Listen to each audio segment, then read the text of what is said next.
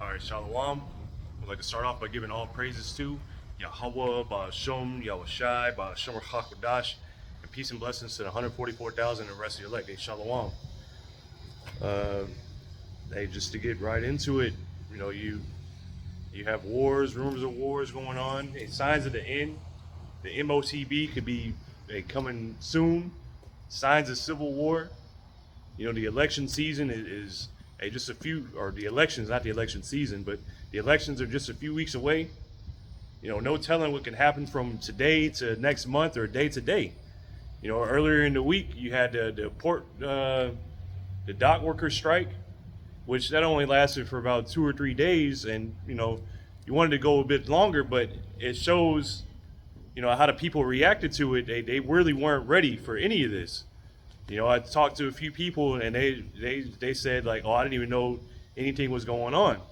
Or, another person said that like they never really been through anything like this to where, they're uncertain of what could happen, with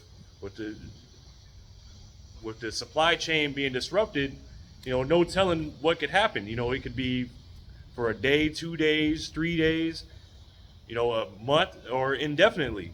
So, people with the circumstances and with the outcome, even though that strike ended or suspended until I think January, these are uncertain times that these people are living in, and the people of the world don't have any clue as to what's going on.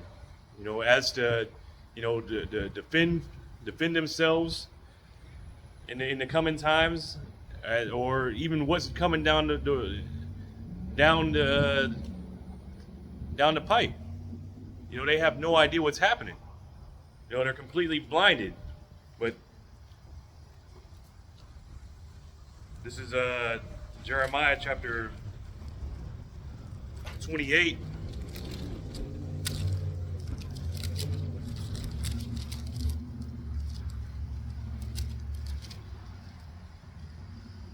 Actually, let me start at Micah. This is Micah chapter 2 and verse 10. Arise ye and depart, for this is not your rest. So this is not your rest, you so-called Negroes, Latinos, Native Americans, and whatever other, you Israelites, whatever nation that you're scattered in, looking like the rest of the nations. Whatever nation that you happen to be scattered in, hey, this is not your rest. Especially here, if you're here in Babylon the Great, this is the end all be all.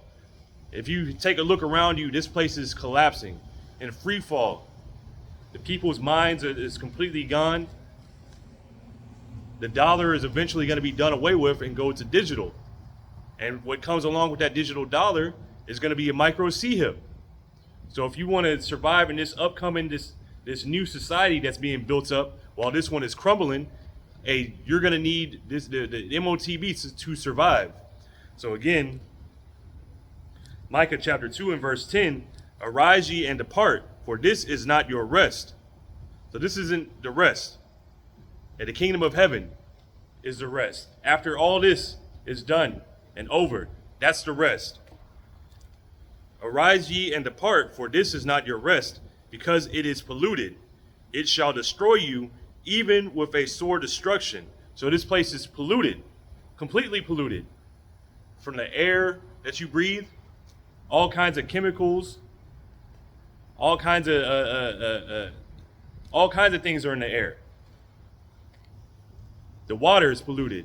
You have microplastics in the water. You have different chemicals in the water. This place is completely polluted. So the minds of the people are polluted here. To the minds. Hey, even I'm in a small town. It's probably population 5,000. And you go to different towns here, and there's different small cities or small towns there. Probably at least like 10,000, whatever, small. You don't expect to see you know, a lot of the wickedness that you would see like in major cities. And you do. You know, the other day, like I seen a transformer, and it's like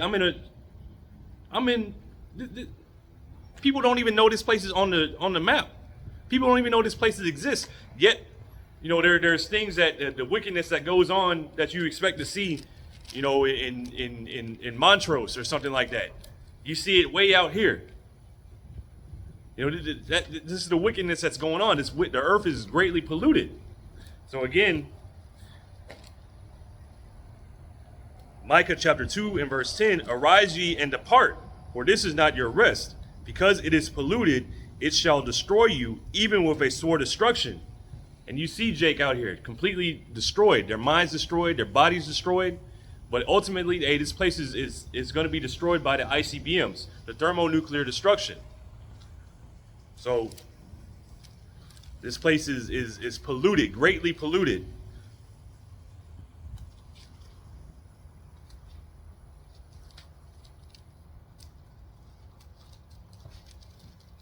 This is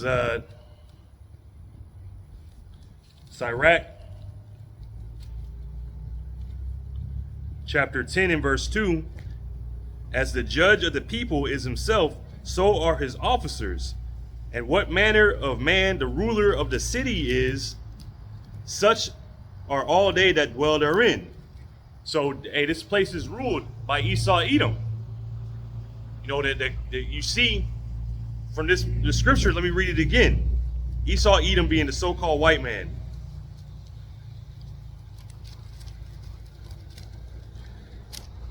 Sirach or Ecclesiasticus chapter 10 and verse 2. A wise judge, verse 2. As the judge of the people is himself, so are his officers. And what manner of man the ruler of the city is, such are all they that dwell therein. So, hey, you see from the top, looking at the top officials, you know, you can use Diddy for an example. Because, hey, they like to single him out, or Epstein, to single them out to look at what these these elites are doing. But that's all of them. They're all perverted. They're all corrupt, adulterers, you know, spreading wickedness. But these are people at the top. And this wickedness, how it says the manner of the judge, the manner of the ruler, and so are all the officials. You know, you see corruption coming out, you know, being revealed, like the mayor of New York, you know, coming out that he's corrupt, but it's every one of them. It's not just him. This whole place is corrupt. The citizens are corrupted. Everything is corrupt here. That's why it says this place is polluted. It will destroy you.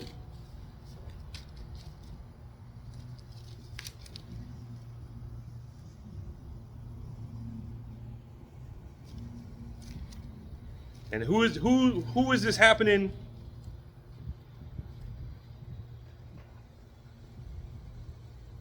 This is happening under somebody's rulership, under somebody's watch. Somebody's ruling right now. The earth is just in chaos right now. There's a group of people. There is a kingdom in rulership right now. But I'll continue reading. This is Sirach chapter 10 and verse 3. An unwise king destroyeth his people.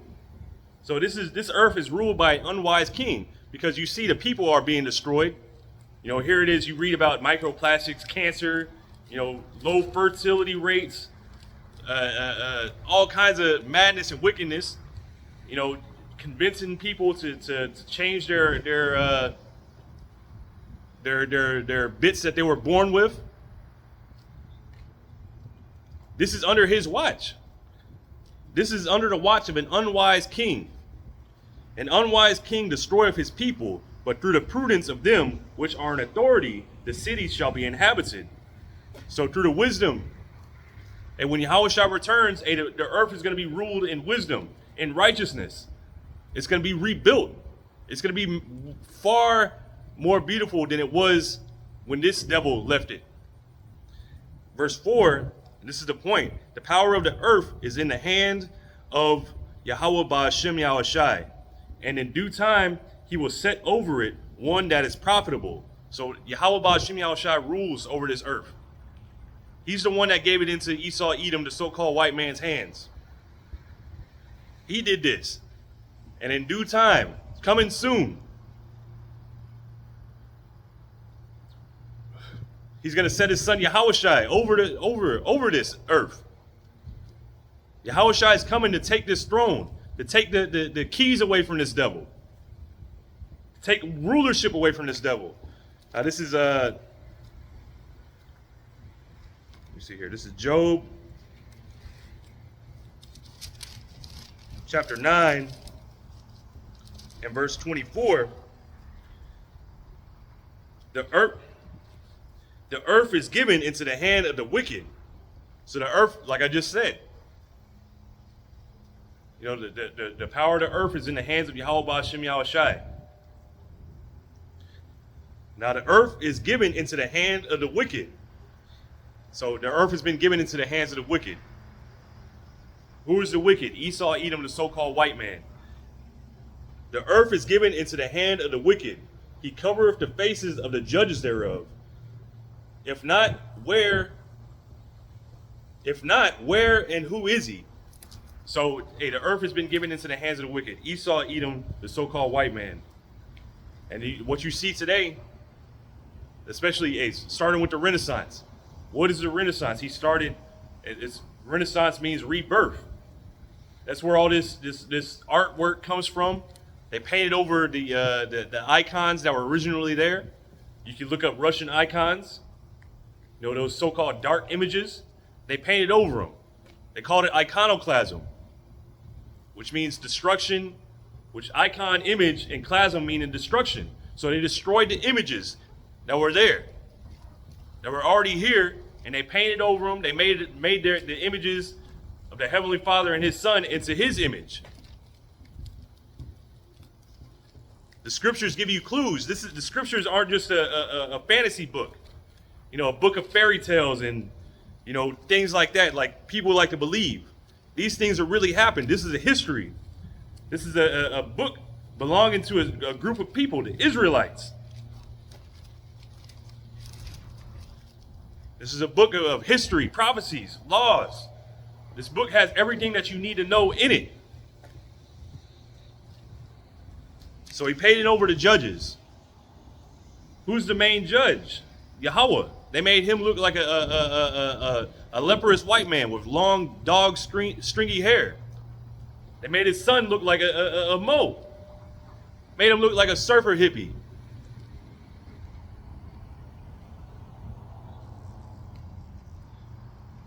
This is, matter of fact, before I get this, let me see if I can find it real quick.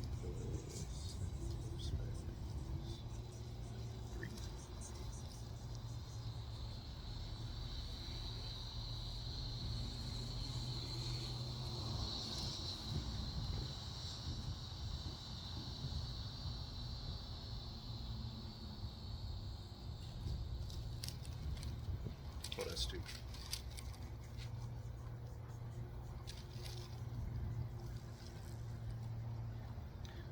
This is 1 Maccabees chapter 3 and verse 48. This is when the Maccabees, they had took back the temple from the Greeks, and they had defiled the temple. You know, they were having, you know, like they do today, having orgies. They completely desecrated the temple, the holy temple. This is 1 Maccabees chapter 3 and verse 48. And laid open the book of the law, wherein the heathen had sought to paint the likeness of their images.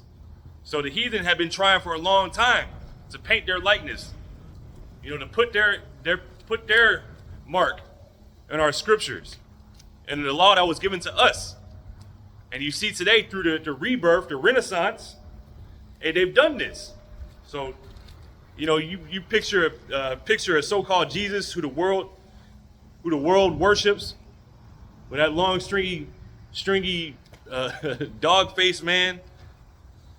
But this is in Revelation, because the time is coming where everybody's gonna see what Yahushua really looks like.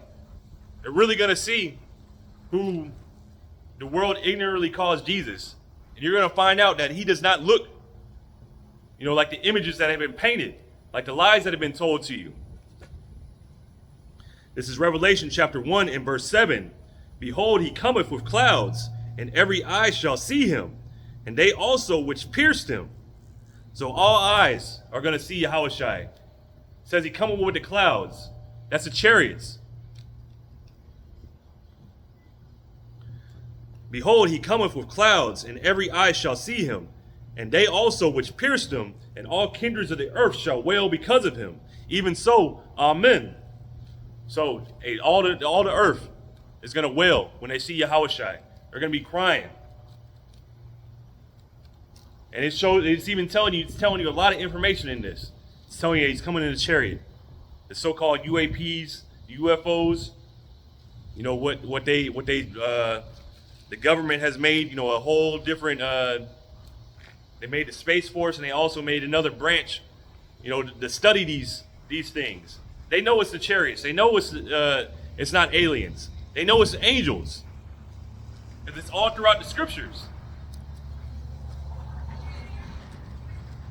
And it's also telling you about reincarnation. Saying that even, behold, he cometh with clouds, and every eye shall see him. They also which pierced him. So even those men that pierced Yahushua, they're going to see him. So that's telling you about reincarnation. Those men are back here today. And all kindreds of the earth shall wail because of him. Even so, amen. Because, what's coming? Yahushua is coming to set a new death high score. Yahushua is coming to kill. He's coming for blood. He's coming to bring these nations down and to redeem his elect. That's his name. Yahushua, he saves. This is what he's coming to do. He's coming to save his people.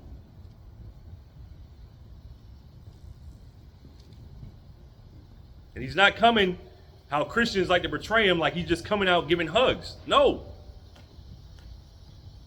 And he doesn't look like a so-called white man. This is Revelation chapter 1, and I'll start at verse 12. And I turned to see the voice that spake with me. And being turned, I saw 7 golden candlesticks. And in the midst of the 7 candlesticks, one like unto the Son of Man, clothed with a garment down to the foot, and girt about the paps with a golden girdle. So, the Son of Man is referring to Yahushua. And he had an ancient garment on, similar to what I'm wearing. Except his went all the way down to his feet. And he had a golden girdle on, a golden belt.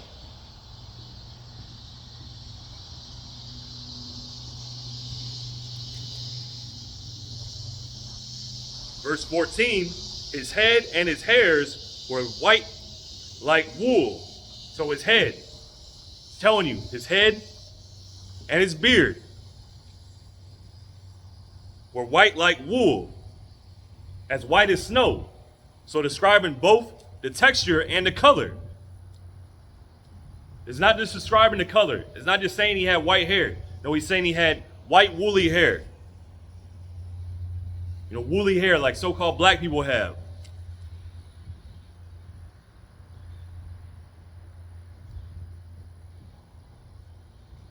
Verse 14, his head and his hairs were white like wool, as white as snow, and his eyes were as a flame of fire.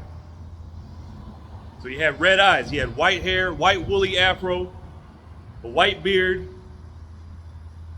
and red eyes. And his feet like unto fine brass, as if they burned in a furnace.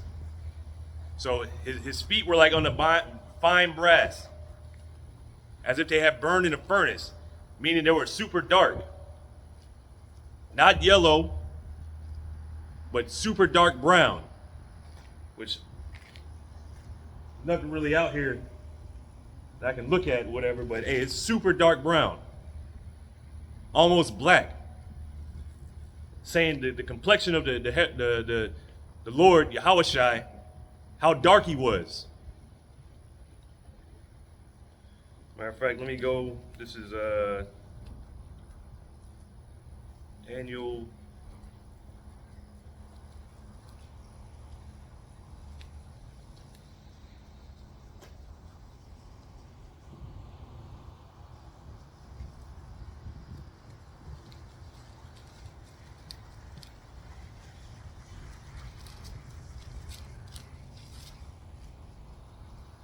This is Daniel chapter 10. And I'll start at verse 5 because this is two witnesses. You know, the Apostle John had seen him. He had actually been with Yahushai. And then he's seen him in a vision. And then here Daniel is also seeing Yahushai. And it's the same description. This is Daniel chapter 10 and verse 5. Then I lift up mine eyes and looked, and behold, a certain man clothed with linen, or clothed in linen. Then I lifted up mine eyes and looked, and behold, a certain man clothed in linen, whose loins were girded with fine gold of Uphaz. Now in the note liners, you know, it gives you precepts, whatnot, depending on what kind of Bible you have. Some of them don't say anything, other ones do. It's referencing Revelation 1 and 13, what I just read.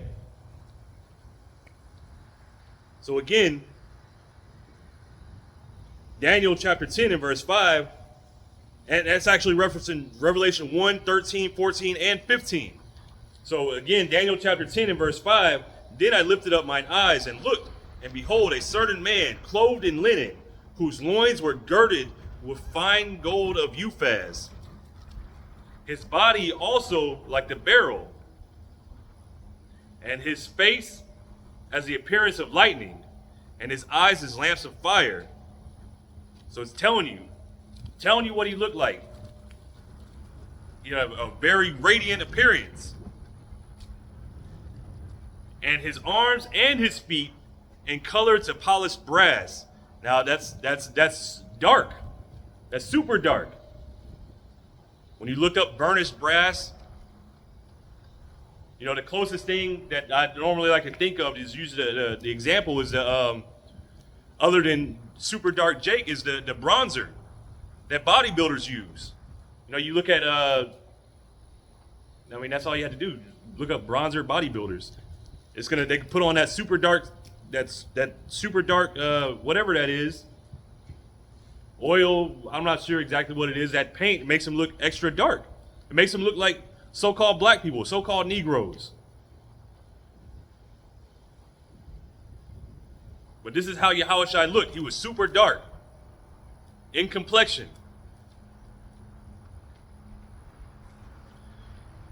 Again, his body also was like the beryl, and his face as the appearance of lightning, and his eyes as the lamps of fire, and his arms and his feet like in color to polished brass, and the voice of his words like the voice of a multitude. So he had a very loud, booming voice. Not at all how they portray him to be.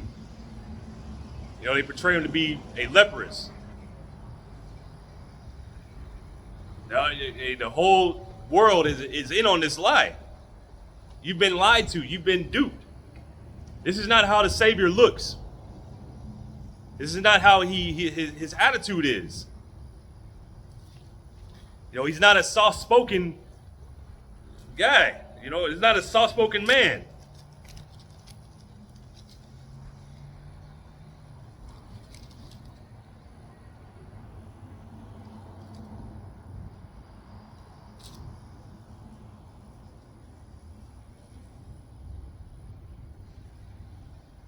Yahushua was an austere man. That means serious.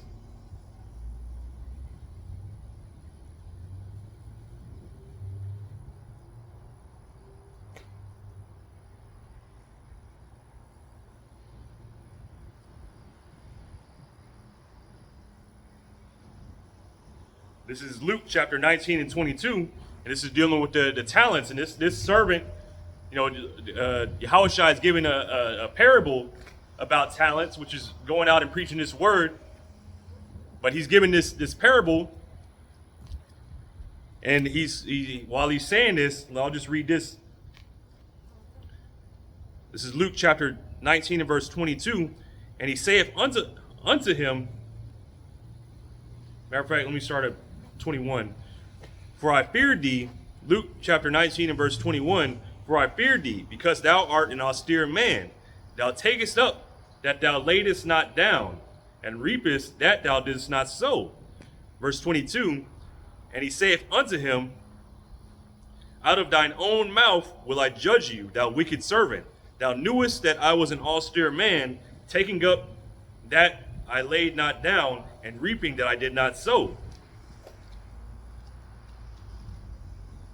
So, while this is a parable that Yahushua is giving, he's speaking of himself. So let me get this word for austere. This is G840, austeros. It says, of mind and manners, harsh, rough, and rigid.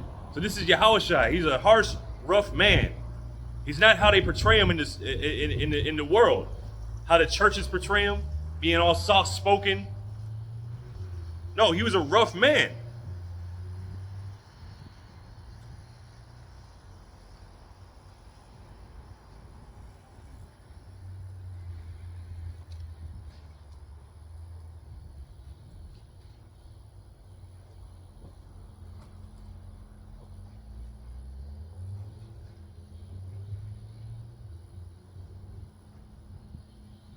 This is John chapter 2 and verse 13. And the Jews' Passover was at hand. And Yahushua went up to Jerusalem and found in the temple those that had sold oxen and sheep and doves and the changers of money sitting. So here it is, Yahushua is going to the temple, and he sees all these people looking to just make money. Verse 15, and when he had made a scourge of small cords, he drove them all out of the temple, and the sheep and the oxen, and poured out the changers' money, and overthrew the tables. So he made like a whip, and he started whipping everybody, knocking over tables, driving out the people, driving out the animals. Verse 16, and he said unto them that sold doves, take these things hence, make not my father's house an house of merchandise. Now, is that something that a soft-spoken person would do? How the world portrays Yahushua? No, that's an austere man. This is serious business. No, the temple isn't a place of merchandise. The temple is holy, separate from the rest of the world. The Heavenly Father is the same way. Yahushua is the express image of the Heavenly Father. They're not playing around. This is John chapter 2 and verse 17. And his disciples remembered that it was written, the zeal of thine house hath eaten me up. Let's get this word for zeal. G2205, zelos. So, jealousy as of a husband, excitement of mind, ardor in embracing, pursuing, defending anything, zeal in behalf for a person or thing, fierceness of indignation, punitive zeal, and envious and contentious rivalry. But no, it says embracing, pursuing, and defending anything. So Yahushua had the zeal in defense of his father, in defense of the gospel.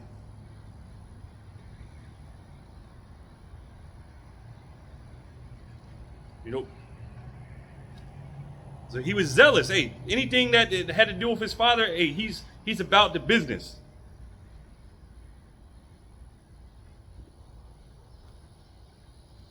not the way that the world portrays Yahushua, all soft-spoken. No, he's standing up. I'm kicking over tables. Don't do this bullshit in my Father's house.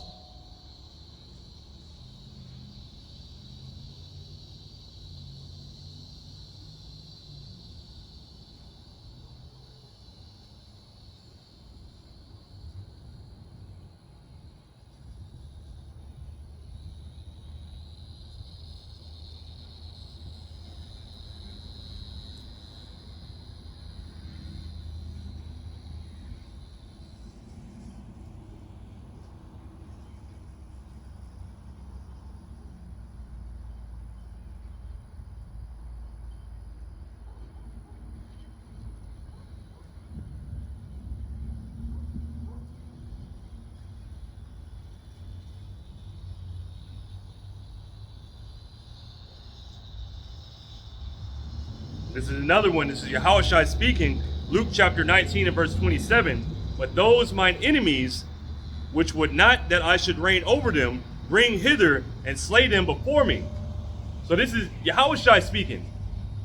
He's not coming to give hugs and kisses.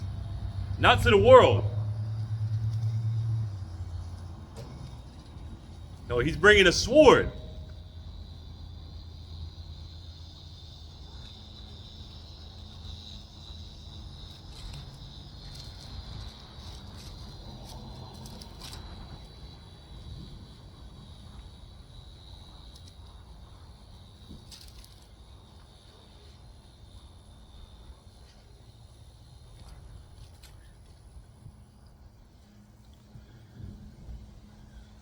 This is Matthew chapter 10 and verse 34. This is Yahushua speaking. Think not that I am come to send peace on earth. I am not come to send peace, but a sword. So this is what Yahushua is coming. You know, Yahushua is coming to bring death. No, even more death. And it's time before Yahushua comes, and there's already going to be a lot of death happening. But when Yahushua comes, when he arrives, more death.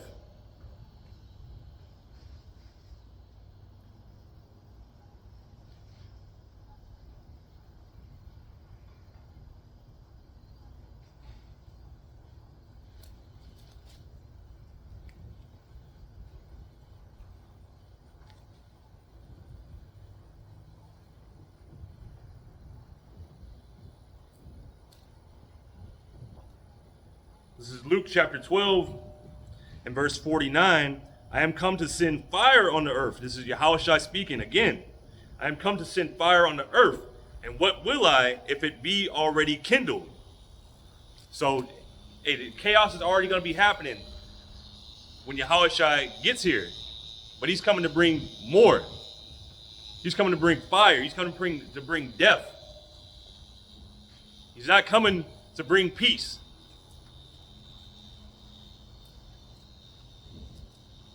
Not until he has all these nations under subjection. Then peace will come.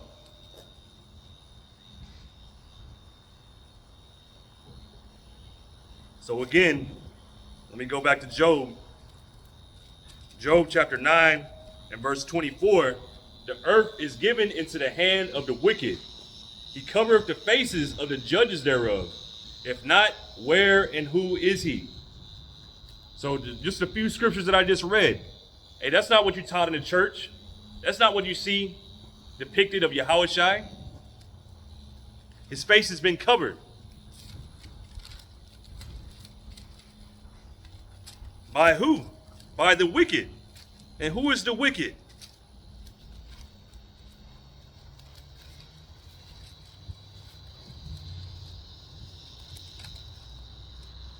Wicked is Esau, Edom, the so-called white man. Like I said, the scriptures give you the clues to put this all together. You know, there's a nation of righteous. There's matter of fact, some of the nations that you still see here today, which all the nations are still here. There's no end to the people. But the nations that you see today, like Cush, or the Ethiopians, I should say, the names just changed. They're in the scriptures. Moab, the so-called Chinese, they're in the scriptures. You can tell who they are. You can tell who the nations are. So why is it so hard to figure out who Esau Edom is? Because you've been blinded. Again,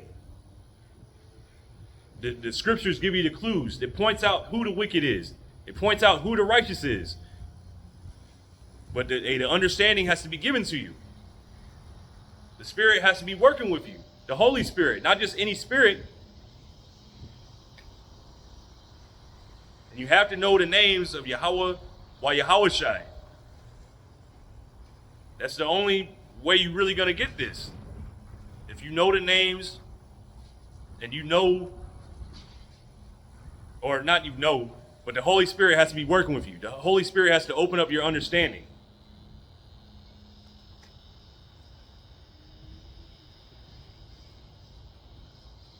This is Malachi chapter 1 and verse 4. Whereas Edom saith, we are impoverished, but we will return and build the desolate places. Thus saith the Lord of hosts. Thus saith Yahweh Ba'Shem Yahushai of hosts. They shall build, but I will throw down.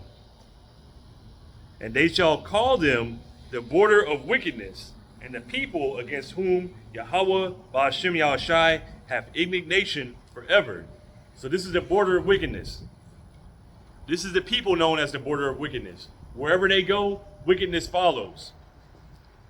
This is who the world has been, the earth has been given into the hands of. Esau Edom, the so-called white man. This is why you see wherever he goes, people start dying. Diseases start ramping up. Your kids start going missing. Your resources start going up. You start, there start to be coups. Meaning that the government is overthrown and replaced with puppet dictators. This is from that man. Wherever he goes, wickedness follows. So again, Malachi chapter 1 and verse 4, whereas Edom saith, we are impoverished, but we will return and build the desolate places. Thus saith the Lord of hosts, they shall build, but I will throw down, and they shall call them the border of wickedness, and the people against whom Yahweh Ba'Shem Yahushai have indignation forever. So this is the people. The righteous anger. That's indignation.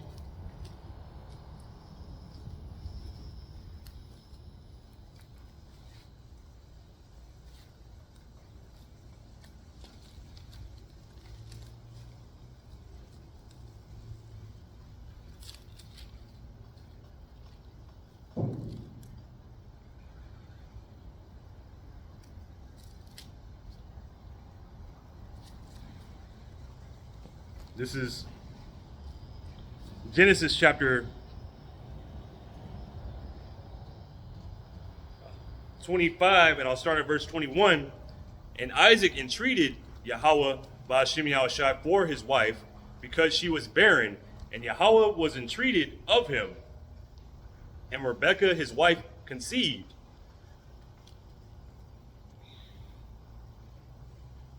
And the children struggled together within her.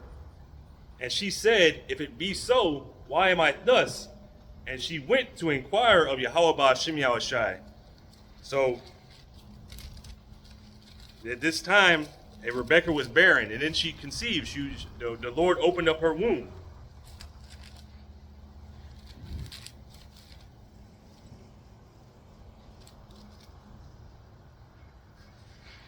But the children that were in her womb were fighting.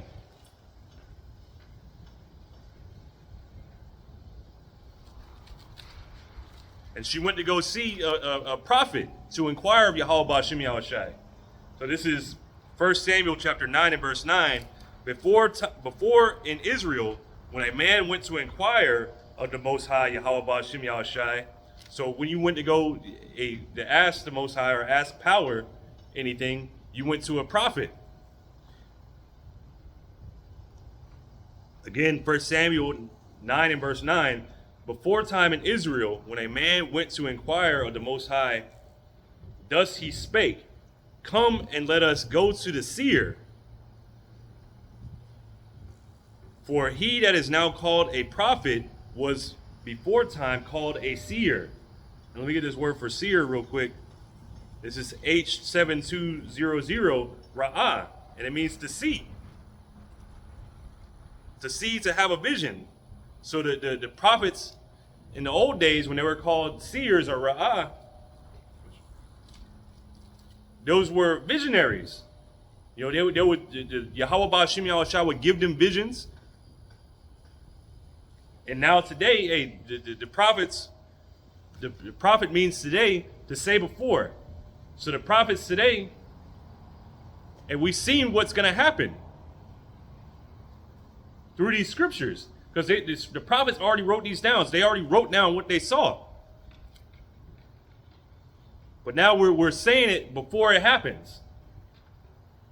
So again, 1 Samuel chapter 9 and verse 9, before time in Israel, when a man went to inquire of the Most High, Yahweh Ba'ashem Yahushai, thus he spake, come and let us go to the seer, for he that is now called a prophet was before time called a seer.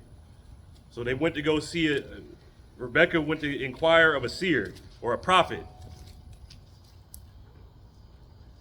This is Genesis chapter 25 and verse 22 again. And the children struggled together within her. And she said, if it be so, why am I thus? And she went to inquire of Yahweh Ba'ashem Yahushai. And Yahweh Ba'ashem Yahushai said unto her, 2 nations are in thy womb, and 2 manner of people shall be separated from thy bowels. So 2 nations. You know, what will become Edom or Esau, and the other will become Israel. And Esau meaning wasted away. And Edom, or not Edom, Edom means red. And I'm sorry, Israel means he's a prince of the power. Or Yashar Allah, he prince power. Again, Genesis chapter 25 and verse 23, and Yahweh Ba'ashem Yahushai said unto her, 2 nations are in thy womb, and 2 manner of people shall be separated from thy bowels, and the one people shall be stronger than the other people. So the elder, and the elder shall serve the younger. So 2 manners of people. One people are going to be stronger than the other. The elder shall serve the younger. So telling you that the younger brother is going to be stronger, better than the elder brother. Verse 24, and when her days to be delivered were fulfilled, behold, there were twins in her womb. And the first came out red all over like an hairy garment. And he came out looking like a stillborn. He came out with his blood showing through his skin. You know, like right now, it have pigment. Esau came out with no pigment. And you see the same thing today. A lot of Edomites, you know, they turn red, their emotions show through their skin. They get embarrassed or whatever, they turn straight red, beet red.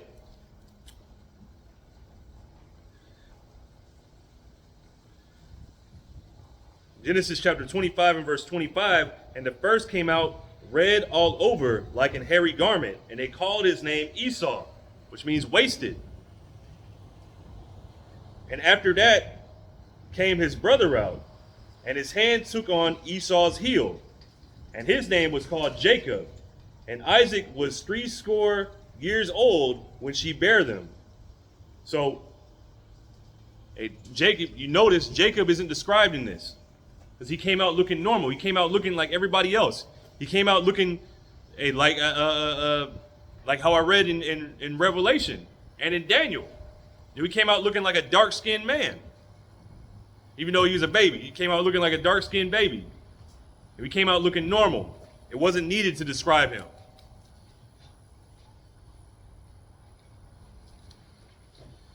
Verse 27, and the boys grew, and Esau was a cunning hunter, a man of the field. So Esau was a cunning hunter, meaning he's a very knowledgeable hunter. He's a very wise hunter. You look at him today, through his laws, through his weaponry, through everything that he has, through his technology, through his learning of psychology, everything that he's done. Hey, this man is a very wise hunter. You know, he's able to like he has when he's hunting or whatever, he has this decoy spray. You know, that makes it to where it covers up his scent, because animals have very strong scent or very strong smelling capabilities, so where they can smell, you know, when something doesn't smell right. You know, they can smell like that animal. They have the duck calls, the deer calls, all that. They have the coyote spray that smell like the animals, that sound like the animals, and that's a very cunning hunter. And what you see the same thing today. You know, I remember what comes to mind is that I don't remember the name of the show, but it was like they had a decoy car or something like that. But it was like they set up a car in the hood and they just leave it running, or the keys in it, whatever like that.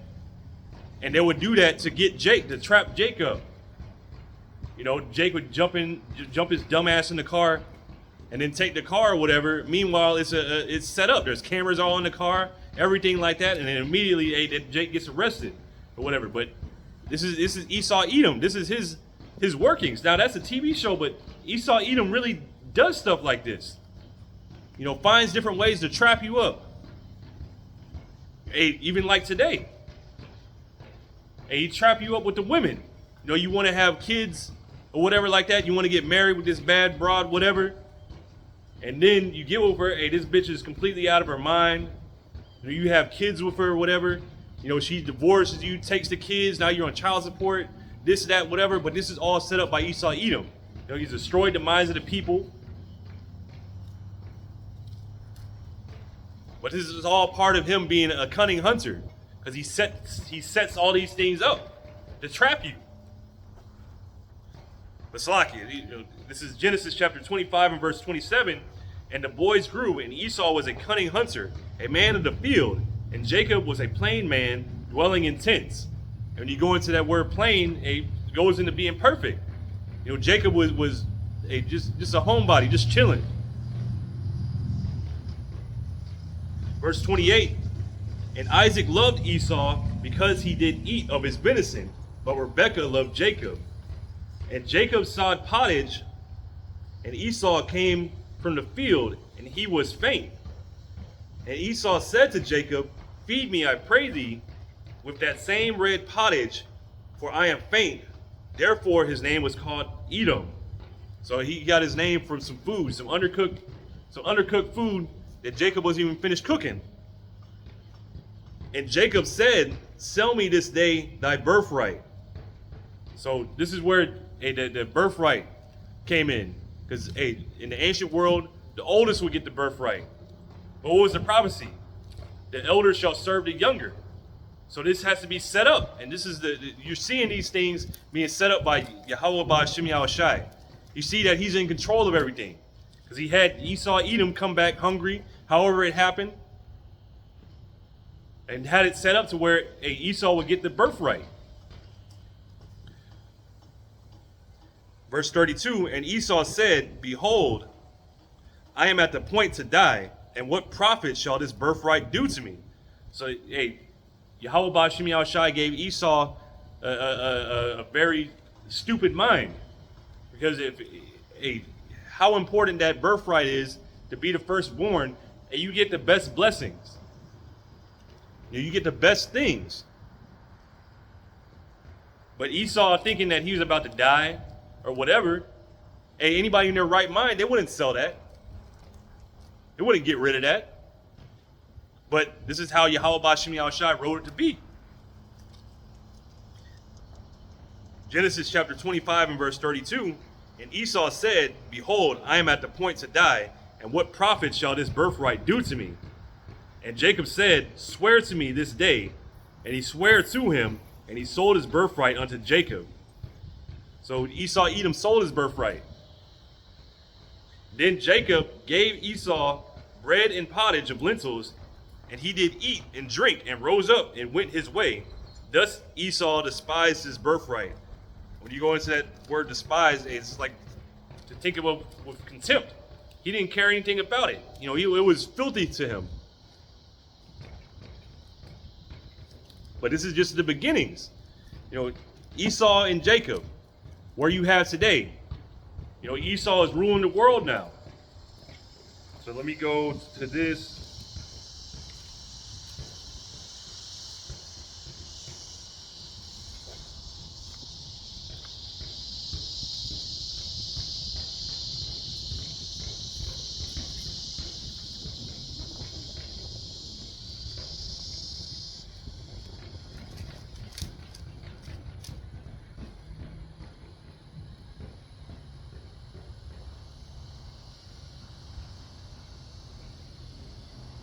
This is Genesis chapter 27, and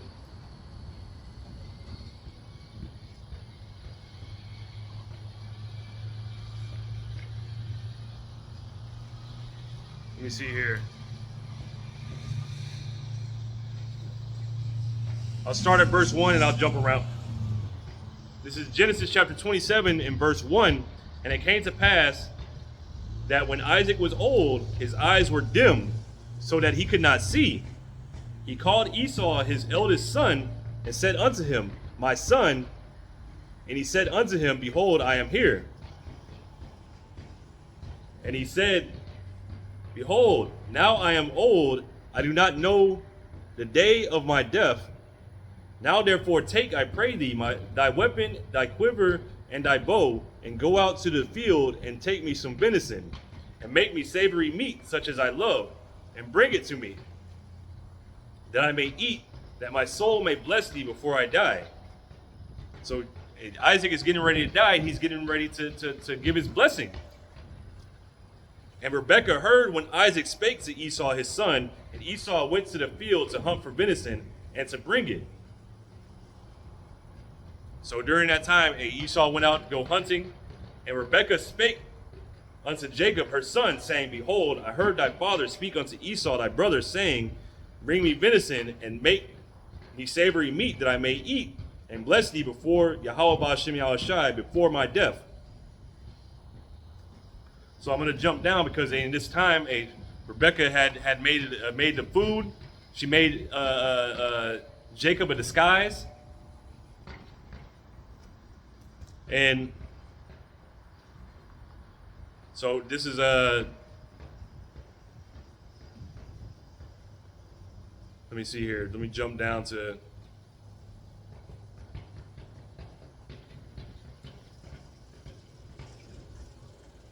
I'm going to jump down to verse 18. And he came unto his father, this is Jacob, and said, My father. And he said, Here am I. Who art thou, my son? So, and Jacob said unto his father, I am Esau, thy firstborn. I have done according as thou badest me. Arise, I pray thee, sit, and eat of my venison, that thy soul may bless me. So you have to keep in mind that Jacob, that name means supplanter. You know, Jacob is supplanting the blessing from Esau, but this is how, and it also means the grab by the heel. So the same way how they were born, Jacob grabbing Esau's heel, is the same way it was mentioned throughout the scriptures, but Jacob being the supplanter, he's getting that birthright, because Jacob rightfully owned that birthright. Esau sold it to him, but Esau being a devil, he was going to keep that birthright. He wasn't going to mention anything to Jacob. He wasn't going to mention to his father that, oh, I actually sold my birthright to Jacob. He wasn't going to mention any of that. But also, this is set up by Yahweh Ba'ashem Yahushai. Everything that you see here on the earth is set up by Yahweh Ba'ashem Yahushai. So again, this is Genesis chapter 27 and verse 20. And Isaac said unto his son, How is it that thou found it so quickly, my son? And he said, Because Yahweh Ba'ashem Yahushai, thy power, brought it to me. And Isaac said unto Jacob, Come near, I pray thee, that I may feel thee, my son, whether thou be my very son Esau or not. And Jacob went near to Isaac his father, and he felt him, and said, The voice is Jacob's, but the hands are the hands of Esau, because Esau is a hairy man. So Jacob had put on what Rebecca had gave him was some goat fur, and he was all hairy. But Isaac is able to recognize, hey, this isn't. I know this isn't Esau because hey, he's hairy, but the voice is Jacob. So what's up? But Isaac is going along with it.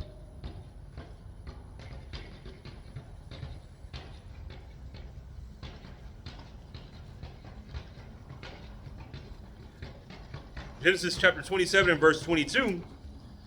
And Jacob went near unto Isaac his father, and he felt him and said, the voice is Jacob's voice, but the hands are the hands of Esau.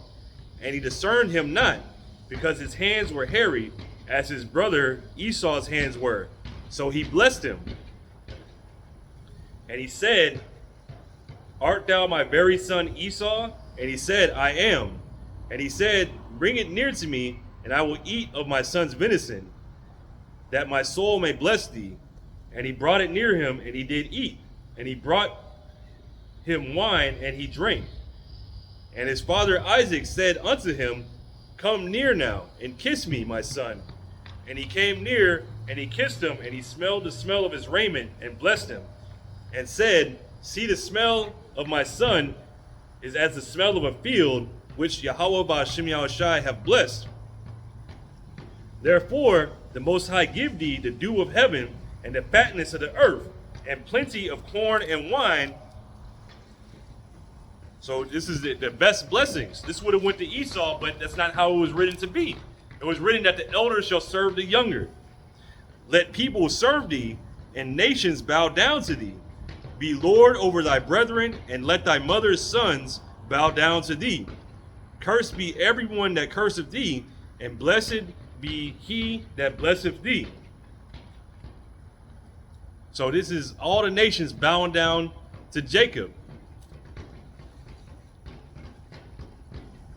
This is Jacob receiving that covenant, receiving that blessing that was given to Abraham, to Isaac. Now it's given to Jacob. Now in these days, Esau Edom, he wants this blessing back.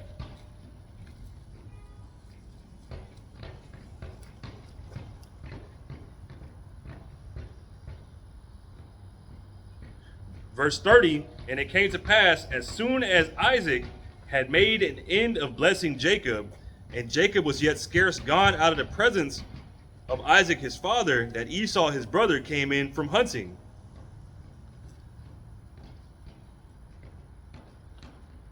So I'm going to jump down. Verse 32, and Isaac his father said unto him, who art thou? And he said, I am thy son, thy firstborn Esau. And Isaac trembled very exceedingly, and said, where is he that hath taken venison and brought it me? And I have eaten of all before thou camest, and have blessed him, yea, and he shall be blessed. And when Esau heard the words of his father, he cried with a great and exceeding bitter cry, and said unto his father, bless me, even me also, O my father. And he said, thy brother came with subtlety, and have taken away thy blessing. So, hey, Esau is crying. He had already sold his birthright before, and now it's fully come to the show that he's been fully rejected. You're not getting this birthright. You're not getting this blessing.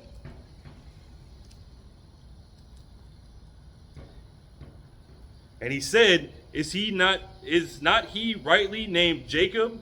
For he hath supplanted me these 2 times. He took away my birthright, and behold, now he hath taken away my blessing. So Esau Edom is blaming Jacob for him, being hungry, for him selling his own birthright, for something that he had contempt for, putting the blame on somebody else, showing you that this man, once again, giving you hints who this man is. And whenever anything happens with Esau Edom, what does he do? Esau Edom being the so-called white man. He doesn't just take the blame for it. No, he's got to take everybody with him. Anything happens, it's so-and-so's fault over there. Oh, it's their fault. It's them. He's always trying to pass the blame on to somebody else. But in the days coming, hey, you're not going to escape. You're not going to escape the judgment that's coming. You've done a lot of wickedness in the earth, Esau, Edom. You have a lot to pay for it.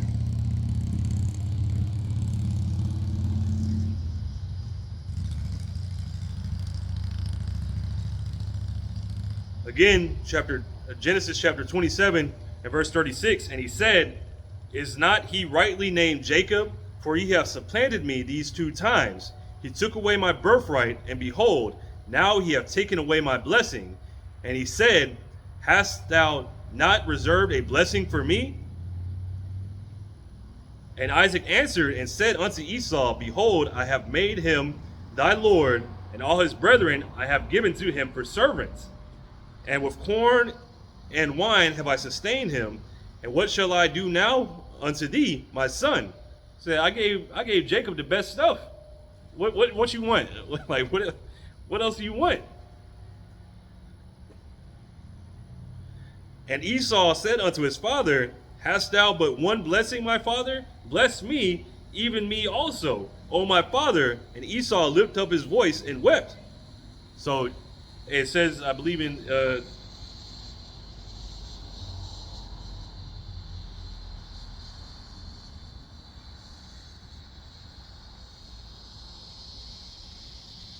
Romans 9 or Hebrew? Okay.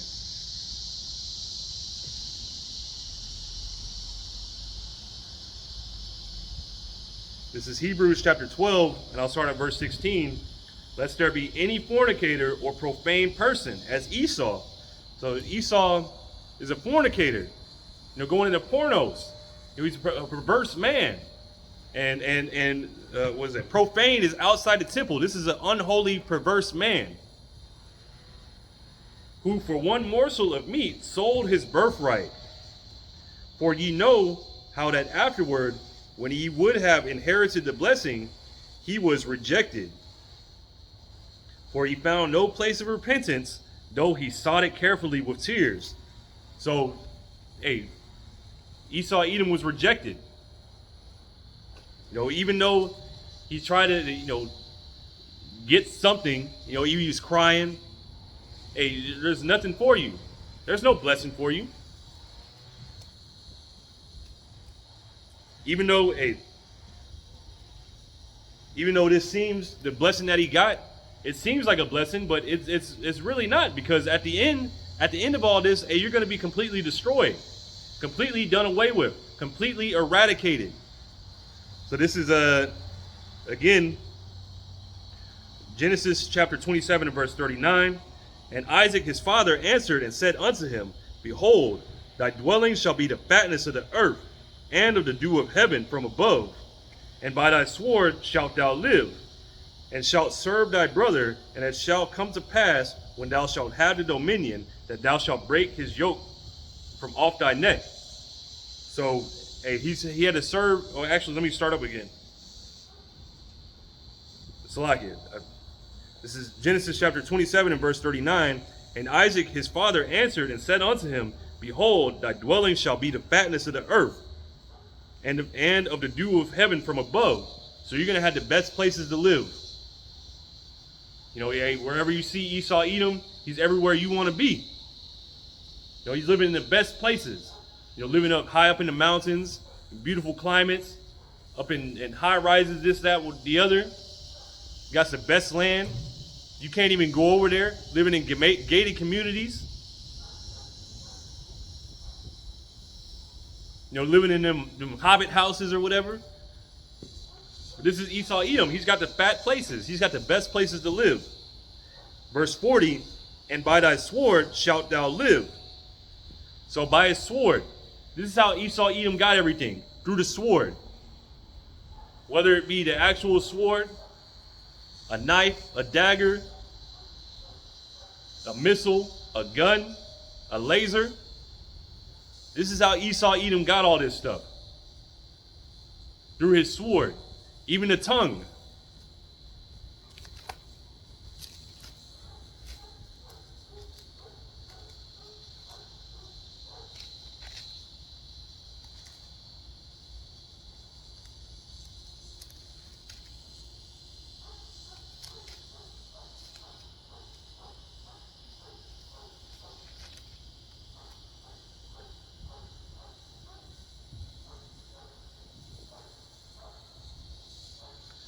This is Psalms chapter 64 and verse 2.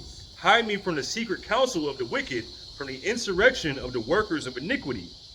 So these Edomites, they have secret councils along with the other nations. Matter of fact, I'm gonna come back to this and just.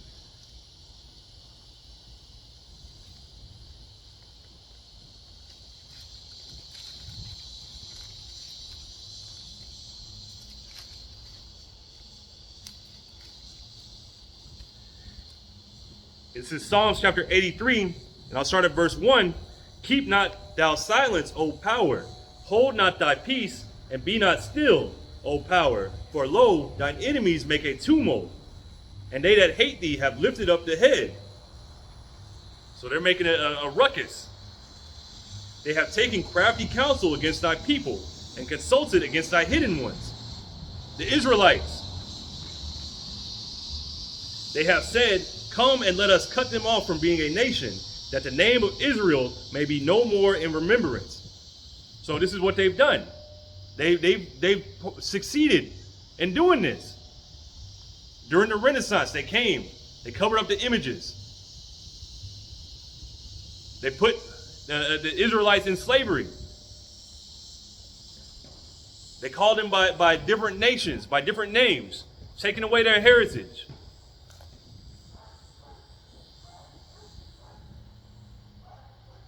You know, they killed the northern kingdom that was already over here.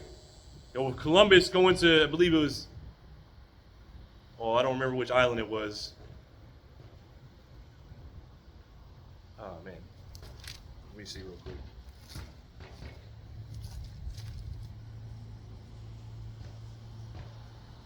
I want to say Hispaniola, but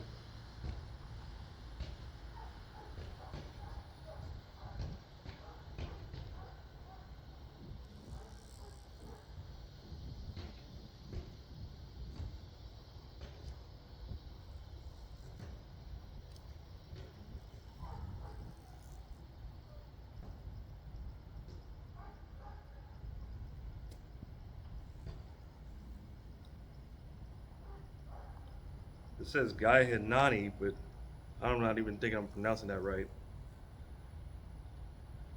says likely San Salvador, but I need to look more into this.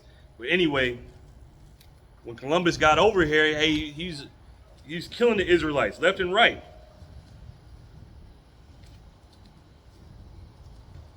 But what's going on, what you see today is that the memory of who the real Israelites are is completely gone. And now we're waking up in these last days to our true heritage, through this word.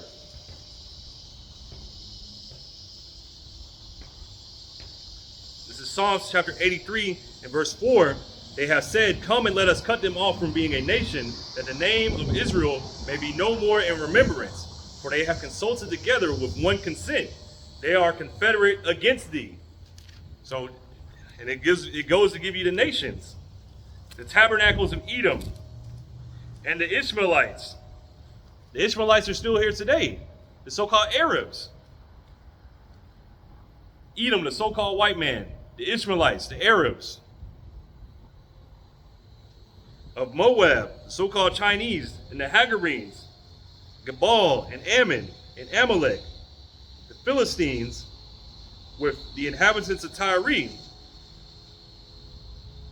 So they have these different meetings, whether it be Bilderberg, the G7, these different summits, all these things, they all get together.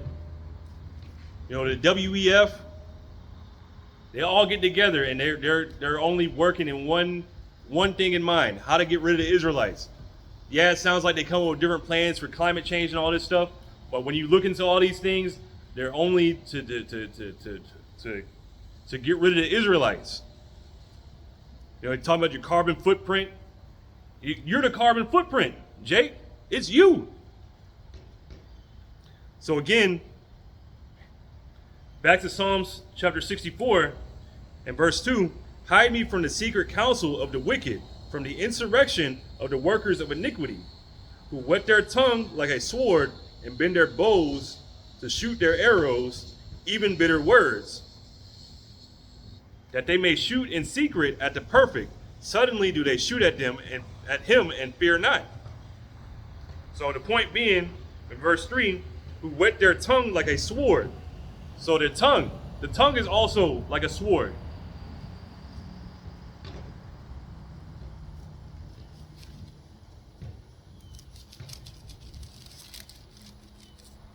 Different laws that are set up, different legislation, different things that are set up to trap you up.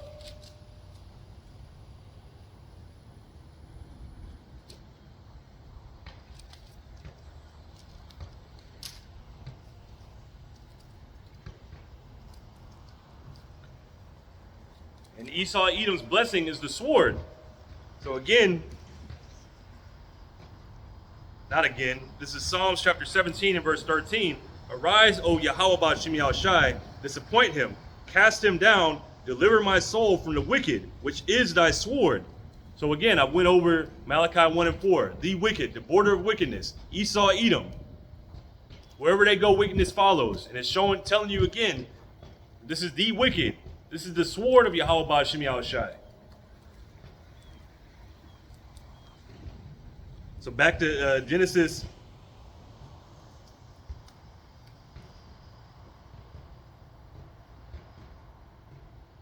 Genesis chapter 27 and verse 41. And Esau hated Jacob because of the blessing, wherewith his father blessed him. And Esau said in his heart, the days of mourning for my father are at hand. Then will I slay my brother Jacob. So Esau held this anger, this hatred for his brother. And you see it even till today.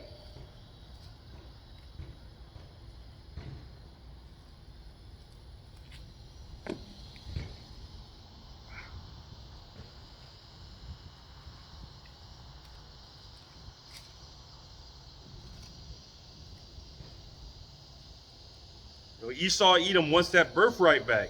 That's why he wants to kill Jacob. Why he wants to kill Israel.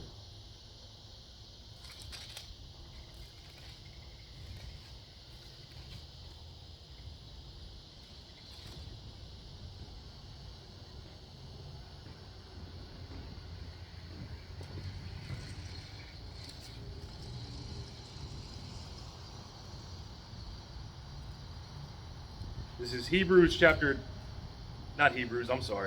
This is Ezekiel chapter 35. And I got Hebrews open over here on this other tab. This is Ezekiel chapter 35.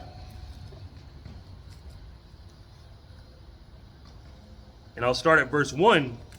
Moreover, the word of Yahweh Ba'Shem Yahushai came unto me, saying, Son of man, set thy face against Mount Seir and prophesy against it. So what's Mount Seir? That's Esau Edom. That's Esau Edom's territory. Matter of fact, it's how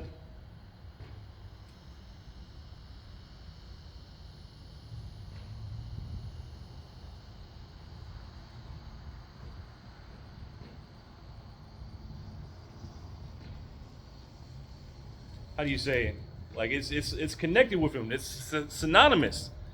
This is Genesis chapter 36 and verse 8. Thus Esau dwelt in Mount Seir. Esau is Edom. So the same way Jerusalem became known with Israel, Mount Seir, or I should say Zion, became known with Israel. Mount Seir is that's Edom.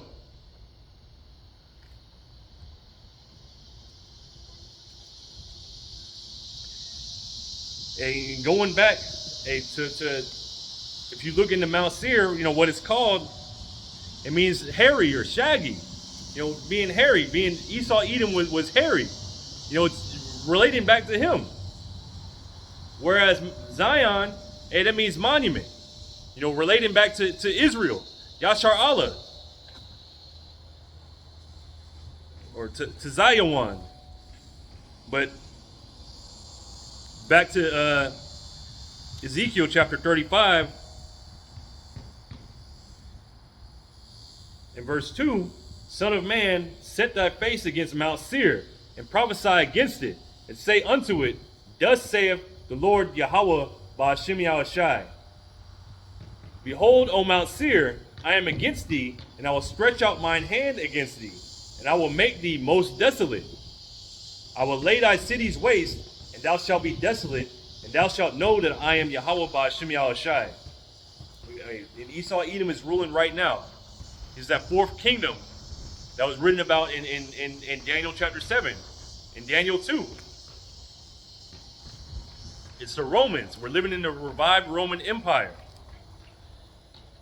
Verse 5, and this was the point, because thou hast had a perpetual hatred since Esau Edom, since he lost that birthright, since he lost that blessing, he's had a perpetual hatred against Jacob, against Israel.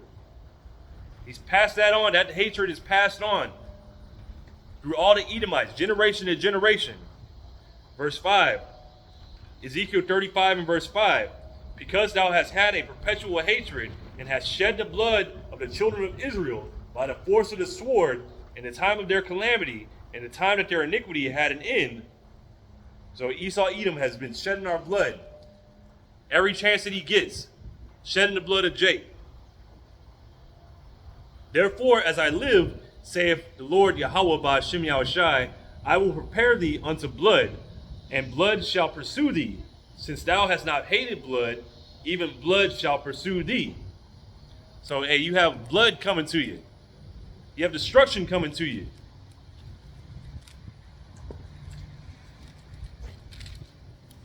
You shed so much blood of the Israelites, so much innocent blood. Hey, now, there's not going to be anybody to hold back. When Yahushua returns, hey, he's going to be killing you.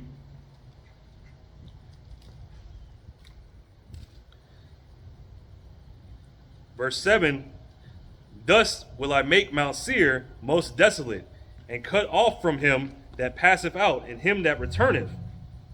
And I will fill his mountains with his slain men. In thy hills and in thy valleys, and in all thy rivers shall they fall that are slain with the sword. I will make thee perpetual desolations, and thy cities shall not return, and ye shall know that I am Yahweh Ba'ashem Yahushai. So, hey, there's no coming back. The destruction that's coming, no coming back. You're going to be, hey, like I said in Malachi 1 and 4, we will build, we'll be back, we'll build again. No. Nah. No, sir.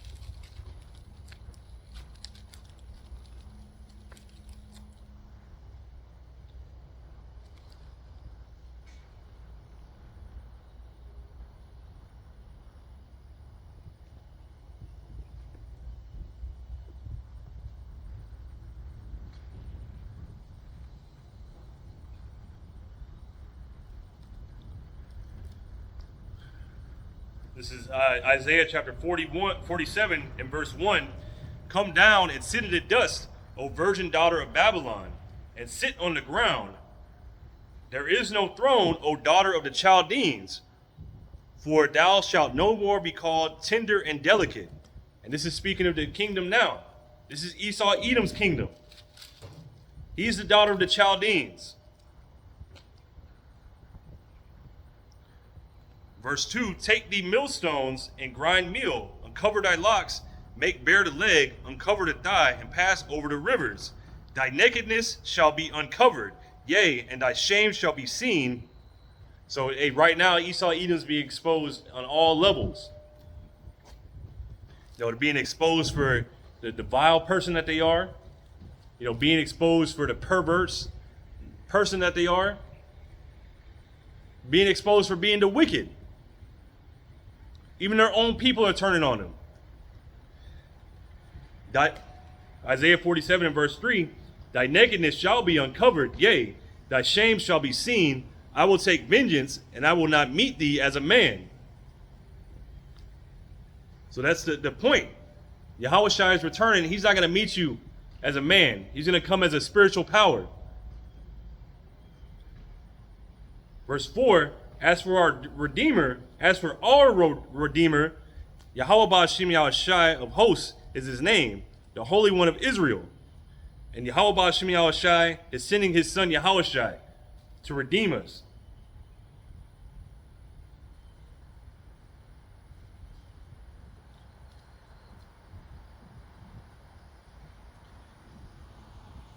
Verse 5, matter of fact, I'm going to jump down to verse 6 just to get to the point. Isaiah 47 and verse 6, I was wroth with my people, I have polluted mine inheritance, and given them into thine hand, and thou didst show them no mercy. Upon the ancient hast thou very heavily laid thy yoke. So hey, you showed no mercy to the Israelites. We were given into your hand for a period of time, and you showed us no mercy. So do you expect mercy to be shown unto you? You shouldn't. This is Isaiah chapter 63 and verse 1. Who is this that cometh from Edom with dyed garments from Basra? This that is glorious in his apparel, traveling in the greatness of his strength. I that speak in righteousness, mighty to save. This is Yahushua, who's coming from Basra with dyed garments. His garments are going to be not literally dyed red, because it just said, I will not meet thee as a man. But in the chariot, Yahushua is going to be killing. Wherefore art thou red in thine apparel, and thy garments like him that treadeth in the wine fat?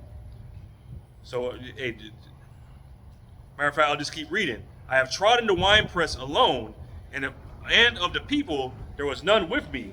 For I will tread them in mine anger, and trample them in my fury, and their blood shall be sprinkled upon my garments, and I will stain all my raiment.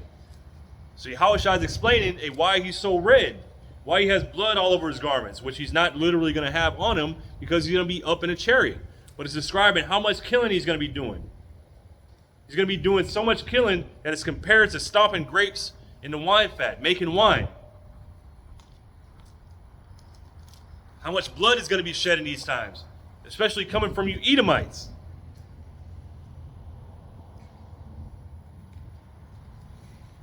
Let me see.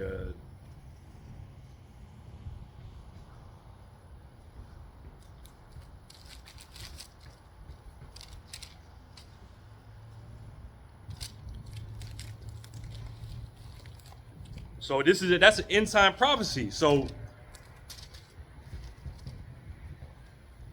here, Matthew 24. And I'll start at verse 3. And as he sat upon the Mount of Olives, the disciples came unto him privately, saying, Tell us, when shall these things be? And what shall be the sign of thy coming and of the end of the world?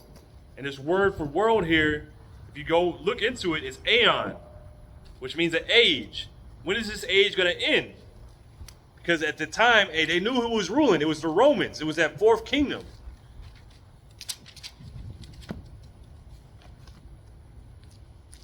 I'm just going to look at what it says real quick.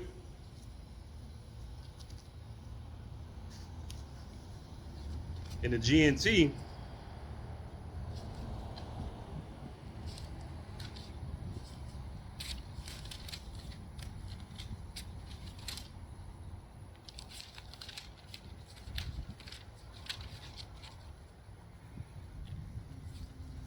Here you go. In the Matthew 24 and verse 3 in the GNT, as Yahushua sat on the Mount of Olives, the disciples came to him in private. Tell us, when shall all this be? They ask, and what will happen to show that it is the time for your coming and the end of the age? So it's going into the age, this age. And during that time, it was the Roman age. The Roman Empire was ruling.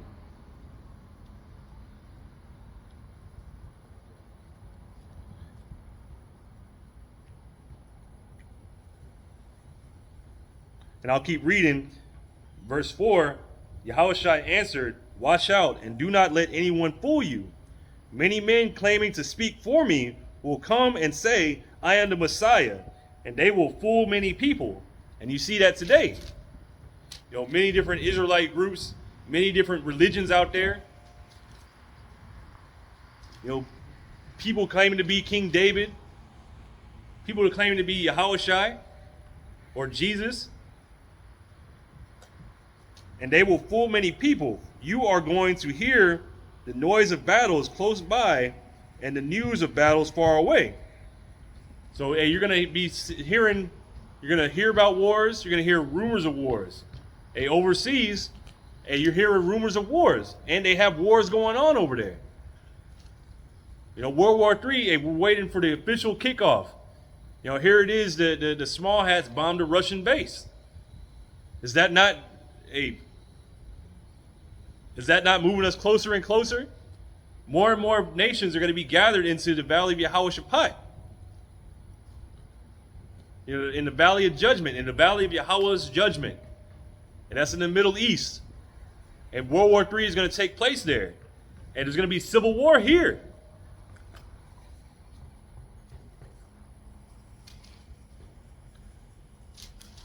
Again, this is Matthew chapter 24 and verse 6 in the GNT.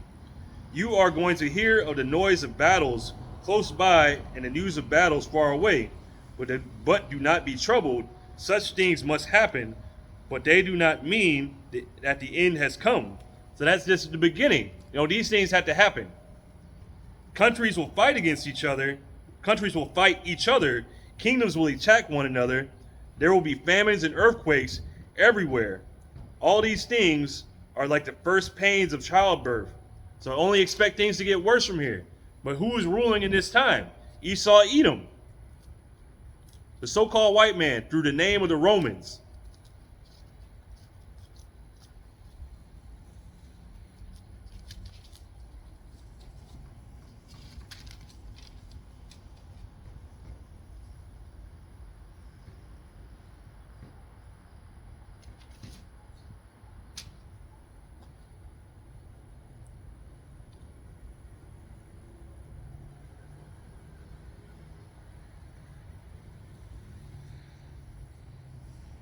This is Daniel chapter 7 and verse 7 in the GNT. As I was watching, a fourth beast appeared. It was powerful, horrible, terrifying. With its huge iron teeth, it crushed its victims and trampled on them. Unlike the other beasts, it had 10 horns. While I was staring at the horns, I saw a little horn coming up from up among the others. It tore out 3 of the horns that were already there.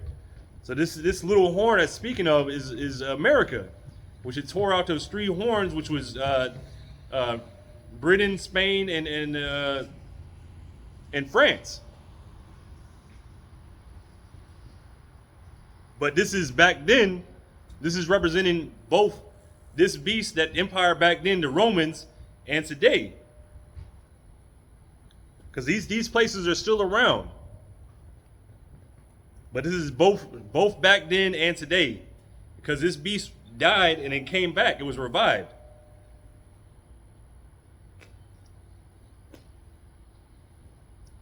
Verse 8, while I was staring at the horns, I saw a little horn coming up among the others. It tore out 3 of the horns that were already there.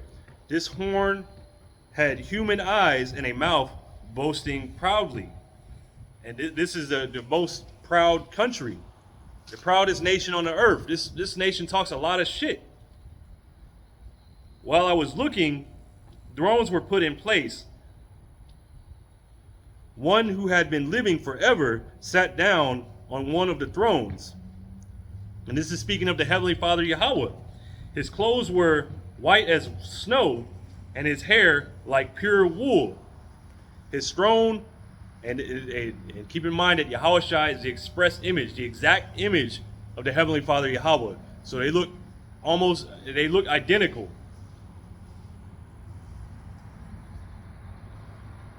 His throne mounted on fiery wheels, was blazing with fire, and a stream of fire was pouring out from it.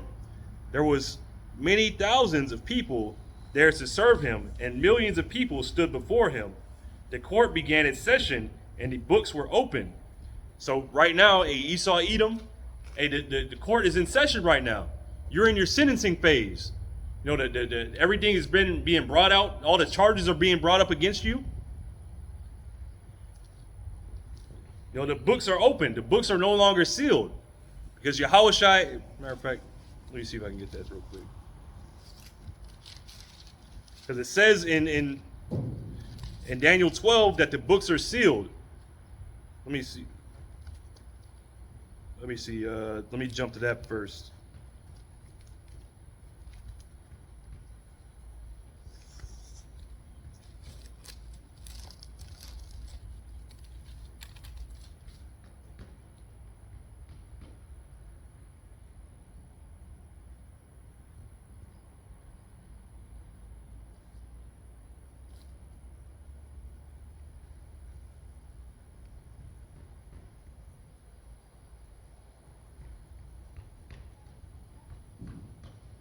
Here we go. Daniel chapter 12 and verse 4. But thou, O Daniel, shut up the words and seal the book, even to the time of the end. Many shall run to and fro, and knowledge shall be increased. So this is the time of the end. The book has been sealed up until this point, only a few years ago, 1969, when the elder Abba Bivens came on the scene. Then the truth, this book was unsealed. The truth came out during that time. So this is Revelation, let me see, chapter 6.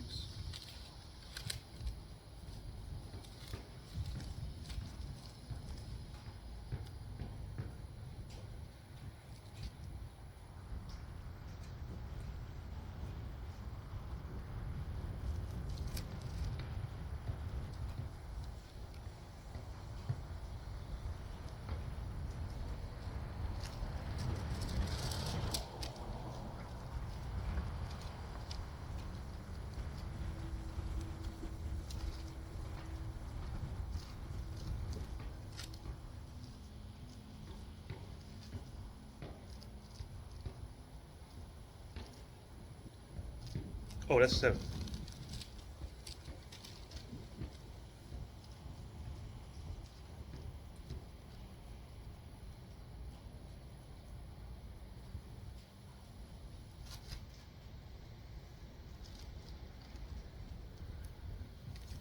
Oh, it was 5. I'm slacking.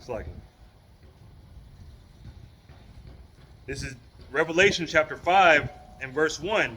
And I saw in the right hand of him that sat on the throne, and I was just reading that in Daniel chapter 7, a book written within on the backside, sealed with 7 seals. And I saw a strong angel proclaiming with a loud voice, who is worthy to open the book and to loose the seals thereof? And no man in heaven nor in earth, neither under the earth, was able to open the book, neither to look thereon. And I wept much, because there was no man found worthy to open and to read the book, neither to look thereon. So there's nobody able to open this book.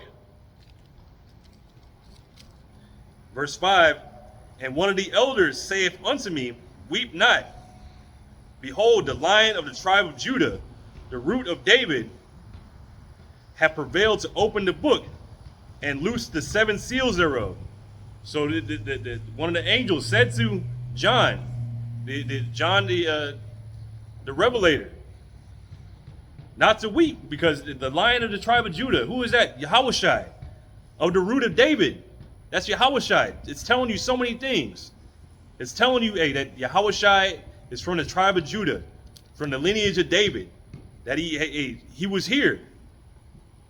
He came through the loins of David, through that lineage, showing you that it's not an immaculate conception, that he wasn't born of an angel and a woman.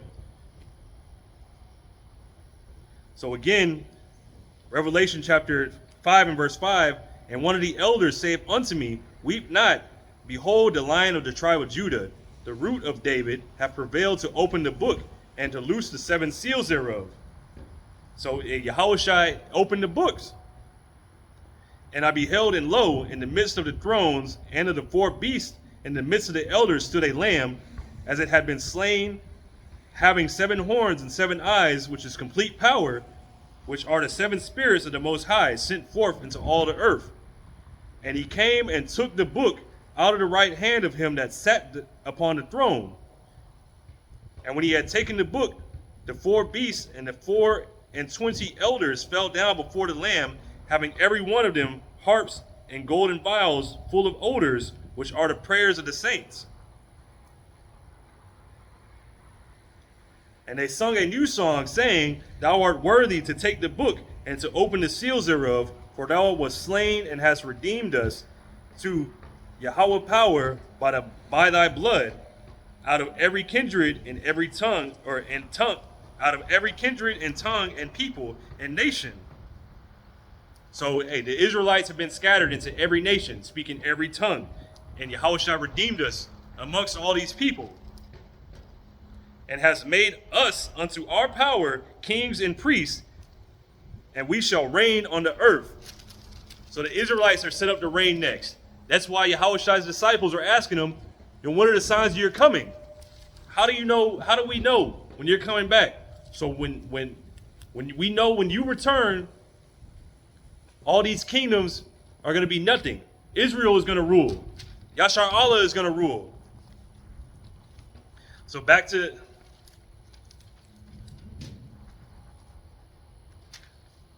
Yahushua, he died. He went through this sacrifice to redeem us, the Israelites, from our sins. So again, back to Daniel chapter 7, and I'll start at verse 10. And a stream of fire was pouring out from it. There was many thousands of people there to serve him, and millions of people stood before him. The court began its session, and the books were opened. So the books are now open. While I was looking, I could still hear the little horn bragging and boasting.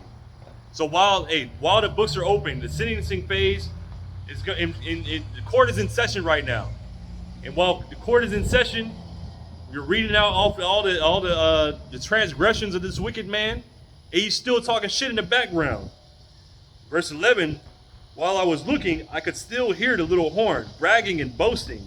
As I watched, the 4th beast was killed, and its body was thrown into the flames and destroyed. So while Daniel was seeing this, he saw this kingdom being destroyed. The other beasts had their power taken away, but they were permitted to go on living for a limited time. So the other kingdoms, they had their kingdoms taken away, and they were put into slavery. The same thing with Esau, Edom, but his kingdom is completely going to be destroyed.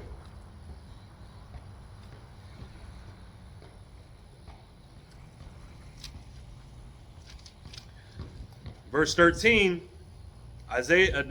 Daniel chapter 7 and verse 13 in the GNT, during this vision in the night, I saw what looked like a human being. He was approaching me, surrounded by clouds, and he went to the one who had been living forever and was presented to him. He was given authority, honor, and royal power, so that the people of all nations, races, and languages would serve him. His authority would last forever, and his kingdom would never end. And this is Yahushua. When he returns, and this kingdom, all these kingdoms of the world are going to be put under his feet. Yahushua is going to be ruling. And the Israelites with him, starting with the 144,000.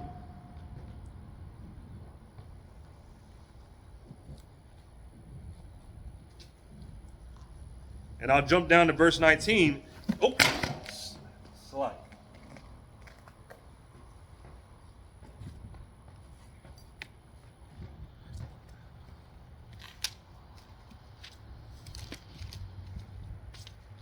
I'll jump down to verse 19.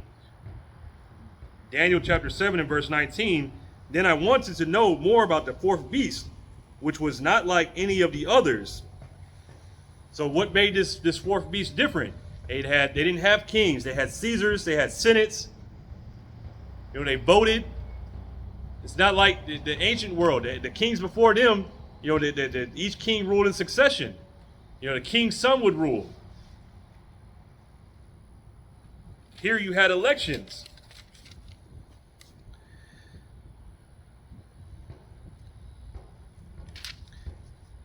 Then I wanted to know more about the fourth beast, which was not like any of the others, the terrifying beast which crushed its victims with its bronze claws and iron teeth, then trampled on them. So speaking of its military might, the strength of this kingdom, able to trample down everyone in front of it.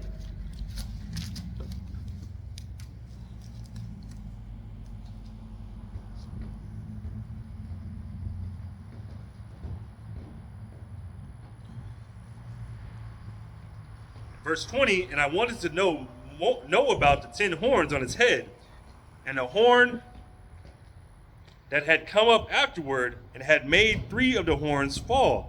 And these horns represent NATO and the EU countries. And it had eyes and a mouth and was boasting proudly. So these countries like the French, the French, the Spanish, and the British were over here in the New World. This is the horns that were plucked up out of this land. And this little horn was here left. It was a very proud horn. Nobody's more proud. Matter of fact, I think I did a lesson on it. It's like I can't remember it, but it's Lord will come back to me, but it goes into the pride. Goes into the pride of this place. And it's specifically speaking of America. Global arrogance, I think it's called. Let me make sure.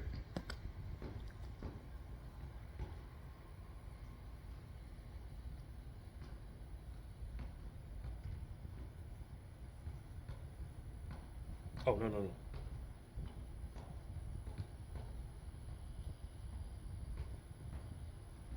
Yeah, it's called global arrogance. And global arrogance is a term used colloquially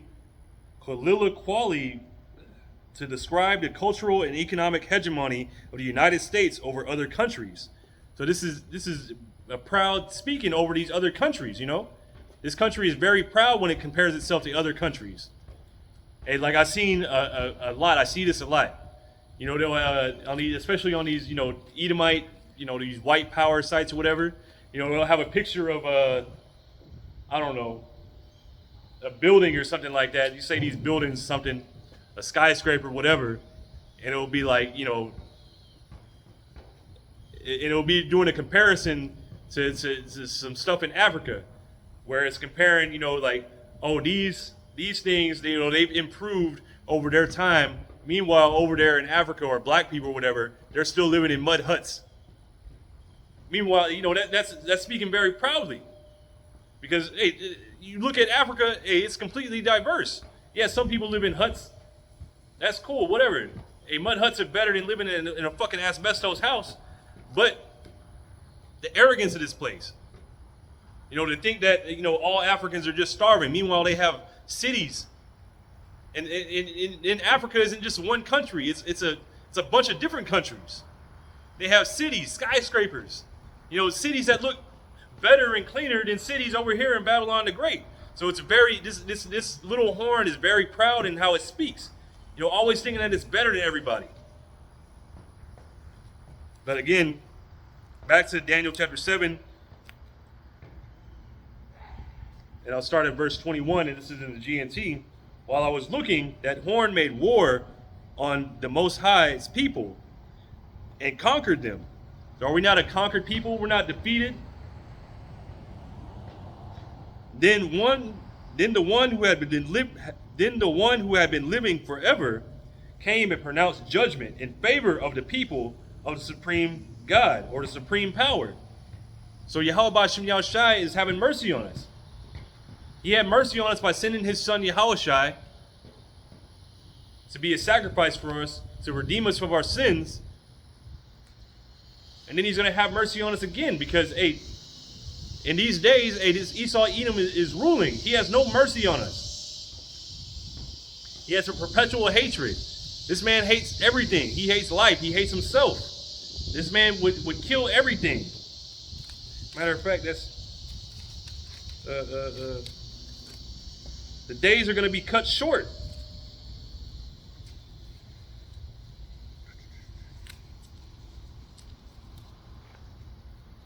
Let me just look it up.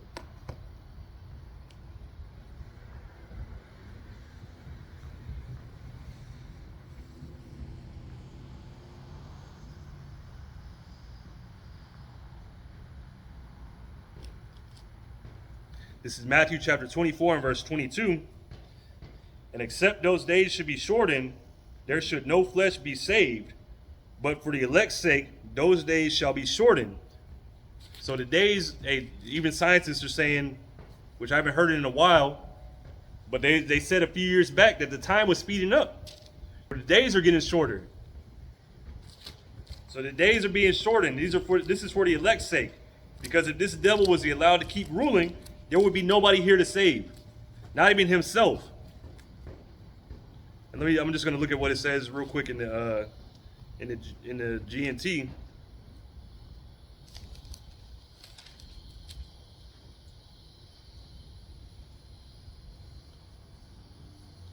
This is Matthew chapter 24 and verse 22 in the GNT.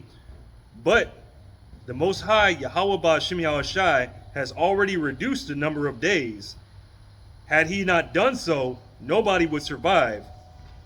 For the sake of his chosen people, however, the Most High will reduce the days. So the sake of the chosen, so for the sake of the elect.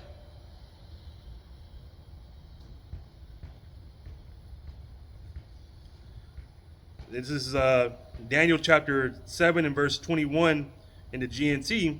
While I was looking, that horn made war on the Most High's people and conquered them. Then the one who had been living forever, this is the Ancient of Days, Yahweh, Ba'Shem Yahushai, he has no beginning and no end. Then the one who had been living forever came and pronounced judgment in favor of the people of the supreme God. The time had arrived for God's people to receive royal power. So we have to go through all this. We have to suffer being under this devil, Esau Edom. We have to suffer being persecuted. Because it's going to pay off. Yahweh Ba'Shem Yahushai is going to have mercy on us. He's going to give us the powers. He's going to change our bodies. We'll never die again.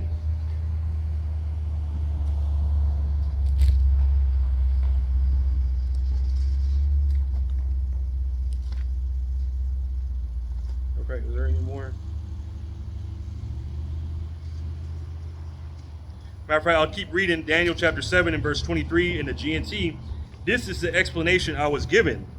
The fourth beast is the fourth empire that will be on the earth and will be different from all other empires.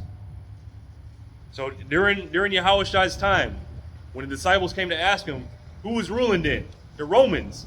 Who is this speaking of? Just right here. The Romans. Now today we're living in the revived Roman Empire. It will crush the whole earth and trample it down. So it has not the American empire crush the whole earth, trample down the whole earth, to where you have, trash islands, microplastics and everything. Bombing everybody. Carrying out their will on the earth.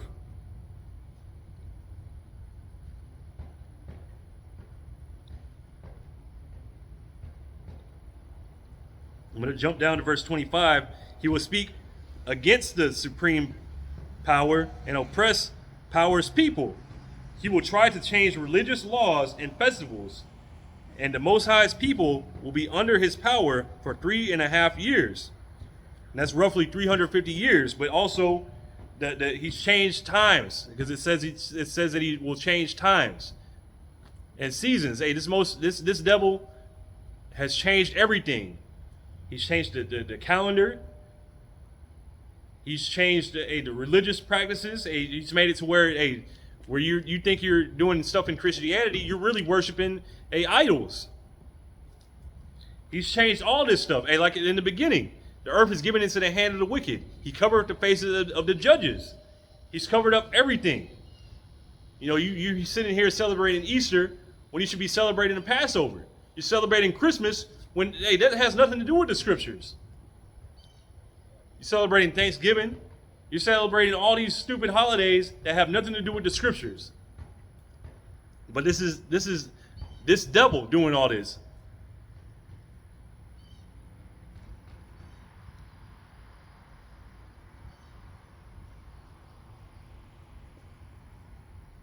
Verse 26, then the heavenly court will sit in judgment, take away his power, and destroy him completely. So, Yahweh Hashem Yahushai, you're in court right now. You're getting ready to have your power taken away.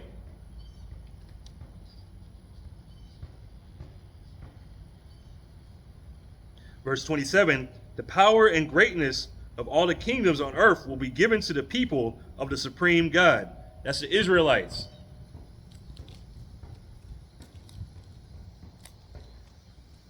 Their royal power will never end, and all rulers on earth will serve and obey them. This is the end of the account. I was so frightened that I turned pale and kept everything to myself. So this was written to happen. It's going to happen. It's going to happen.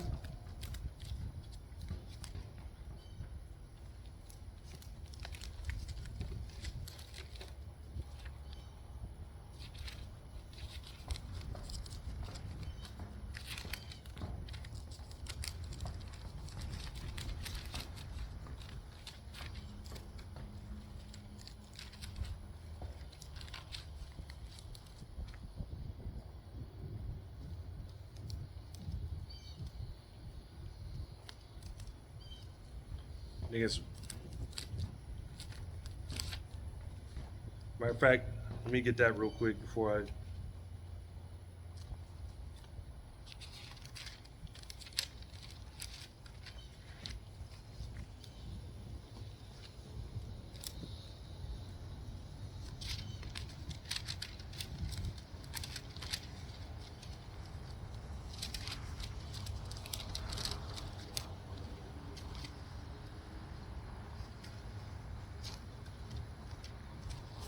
This is 2nd Ezra chapter 6 and verse 9, because the disciples were asking, what was the end of the age? When is the end of the world? This is 2nd Ezra chapter 6 and verse 9 in the GNT. Esau represents the end of this age, and Jacob represents the beginning of the new age. So Jacob, the Israelites are going to be ruling the new age, and it's never going to end. Now I'm going to jump down to verse 10. So if Jacob's hand is the beginning and Esau's heel is the end, do not try to find space in between. So telling you that this kingdom is coming immediately. There's not going to be anybody else ruling in between. The Moabs, the Chinese, the Russians, nobody's ruling after this kingdom is brought down.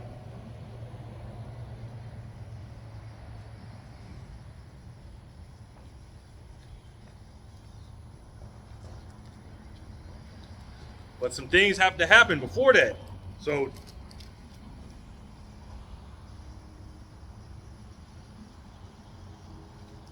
where is he?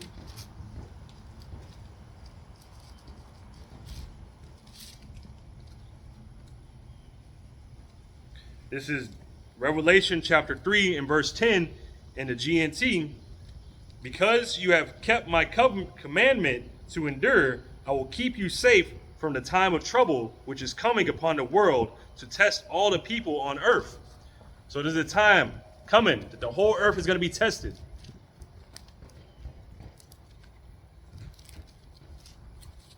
And a time coming, this is a time like no other. This is Jeremiah chapter 30 and verse 7.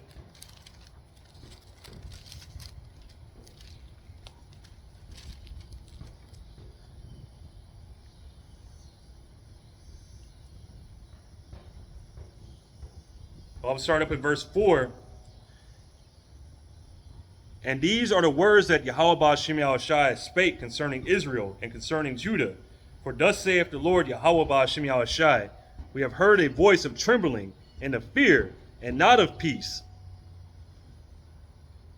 So this is the voice. This is what's coming coming soon. This isn't a peaceful voice.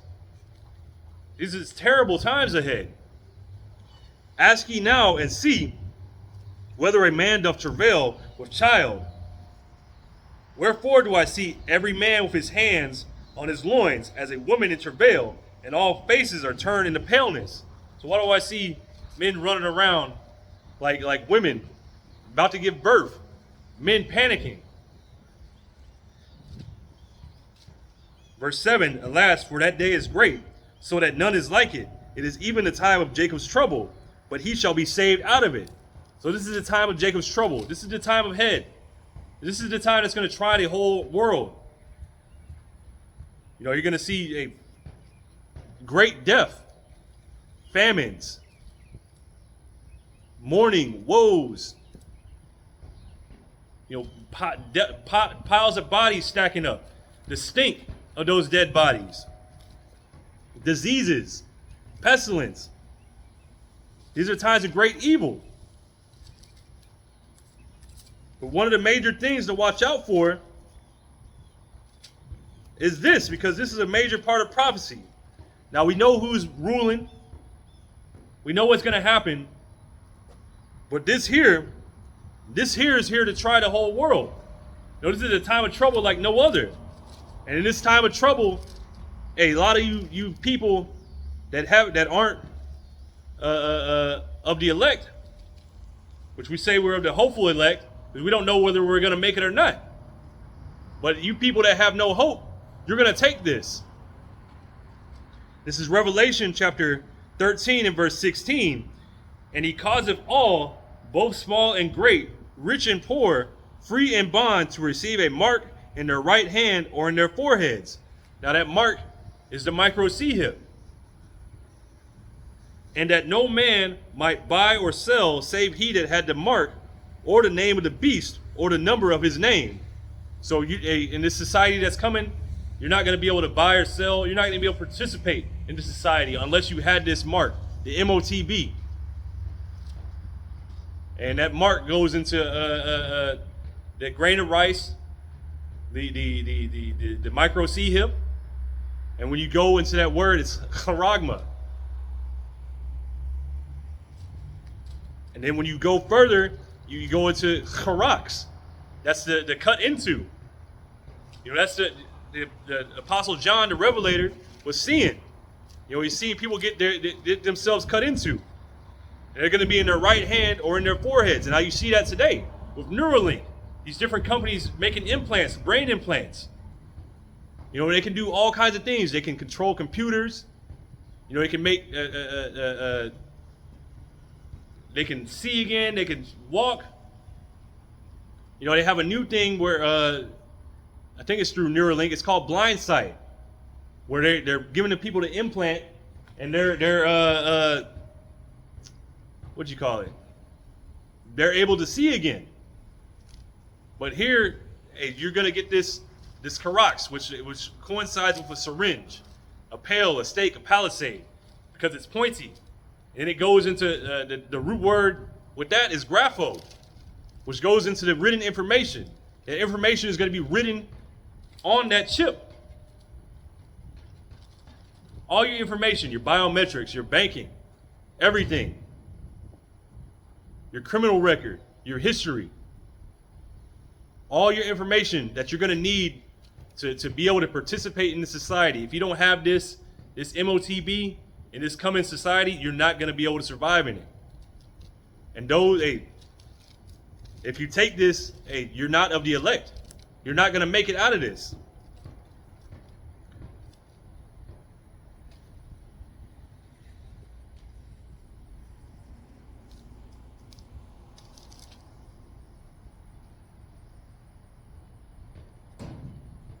This is Revelation chapter 14 and verse 9. And the third angel followed them, saying with a loud voice, if any man worship the beast and his image, and receive the mark in his forehead or in their hand, the same shall drink of the wine of the wrath of the Most High, Yahweh Ba'ashem Yahushai, which is poured out without mixture into the cup of his indignation. And he shall be tormented with fire and brimstone in the presence of the holy angels and in the presence of the Lamb. So you're going to catch the destruction when it comes. You know, you're gonna get destroyed by the ICBMs when they come. When you take this. Not only that, hey, you're gonna get a grievous sore. You're gonna get cancers from this. But this is what's on the earth. Hey, if you want to make it in this time, you know, to make it in Esau, Edom's kingdom, you're gonna have to take this to survive. But hey, Yahweh Ba'ashem Yahushai is gonna take care of his people. He's gonna make a way that they don't have to take this. He's going to provide, he's going to care for them, however it is.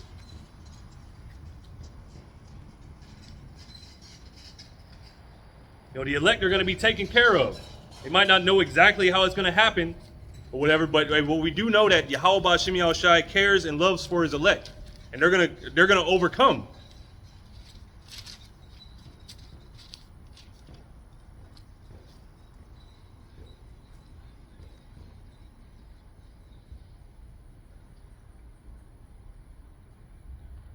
This is 2nd Esdras,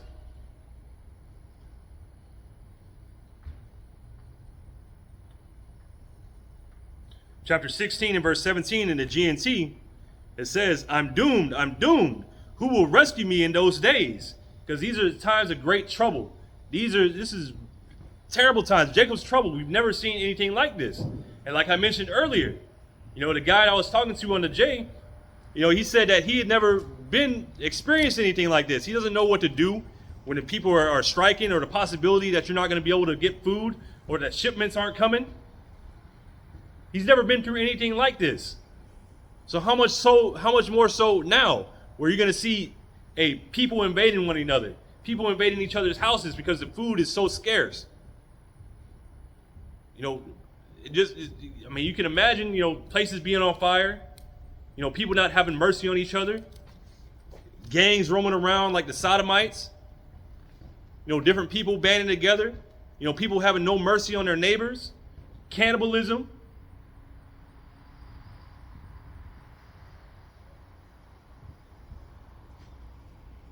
You know, dogs eating, animals attacking people. The military out here in full force. Hey, the things, you can imagine it. But when the reality hits, it's going to be so much worse.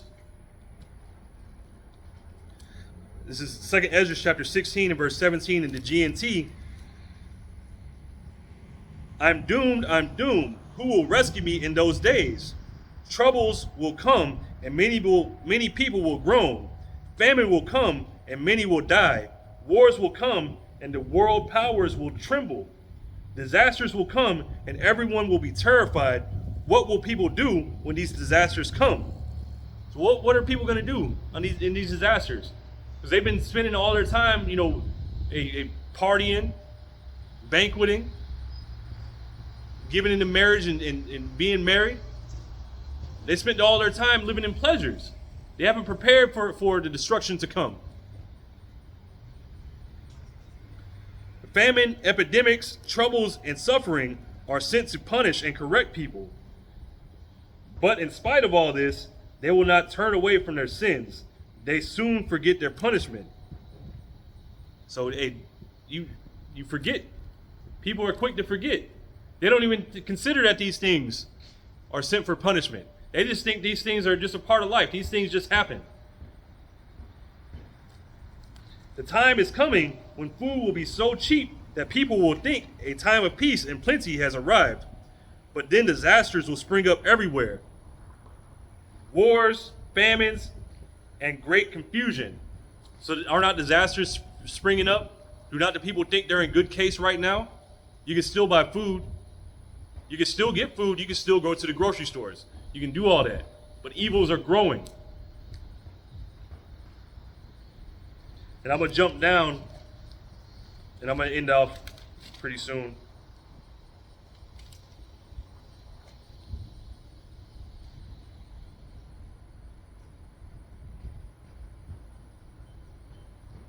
This is 2nd Ezra chapter 16 and verse 35 in the GNT.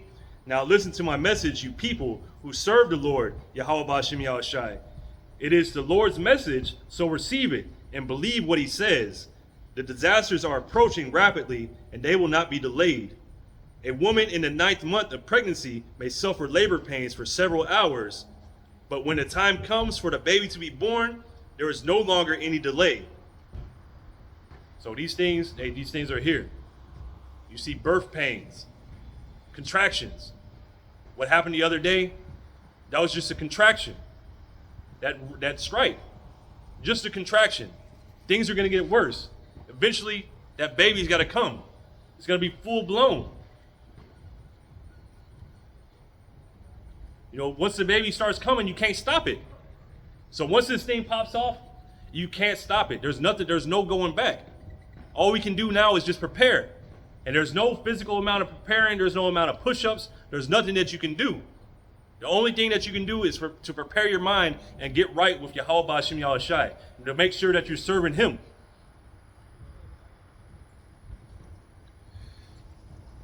Verse 38, again, a woman in the 9th month of pregnancy may suffer labor pains for several hours, but when the time comes for the baby to be born, there is no longer any delay. In the same way, the disasters that are coming on the earth will not be delayed, and the world will groan when it is caught in its labor pains. So the entire earth is going to feel this. The entire earth is going to be shaken up. Those that don't serve Yahweh Ba'ashem Yahushai, y'all are going to know what to do. You're going to have no clue. You're going to die out here. Listen to my message, my people, and get ready for the battle.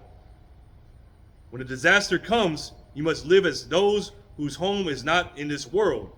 Now in the KJV it says, as pilgrims in the earth. You're going to have to go from place to place. You're not going to have a permanent settlement.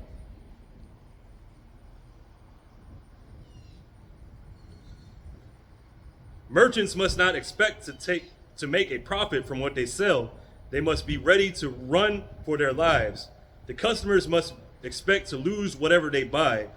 Whoever builds a house should not plan to live in it. Farmers should not expect to harvest their crops or pick their grapes.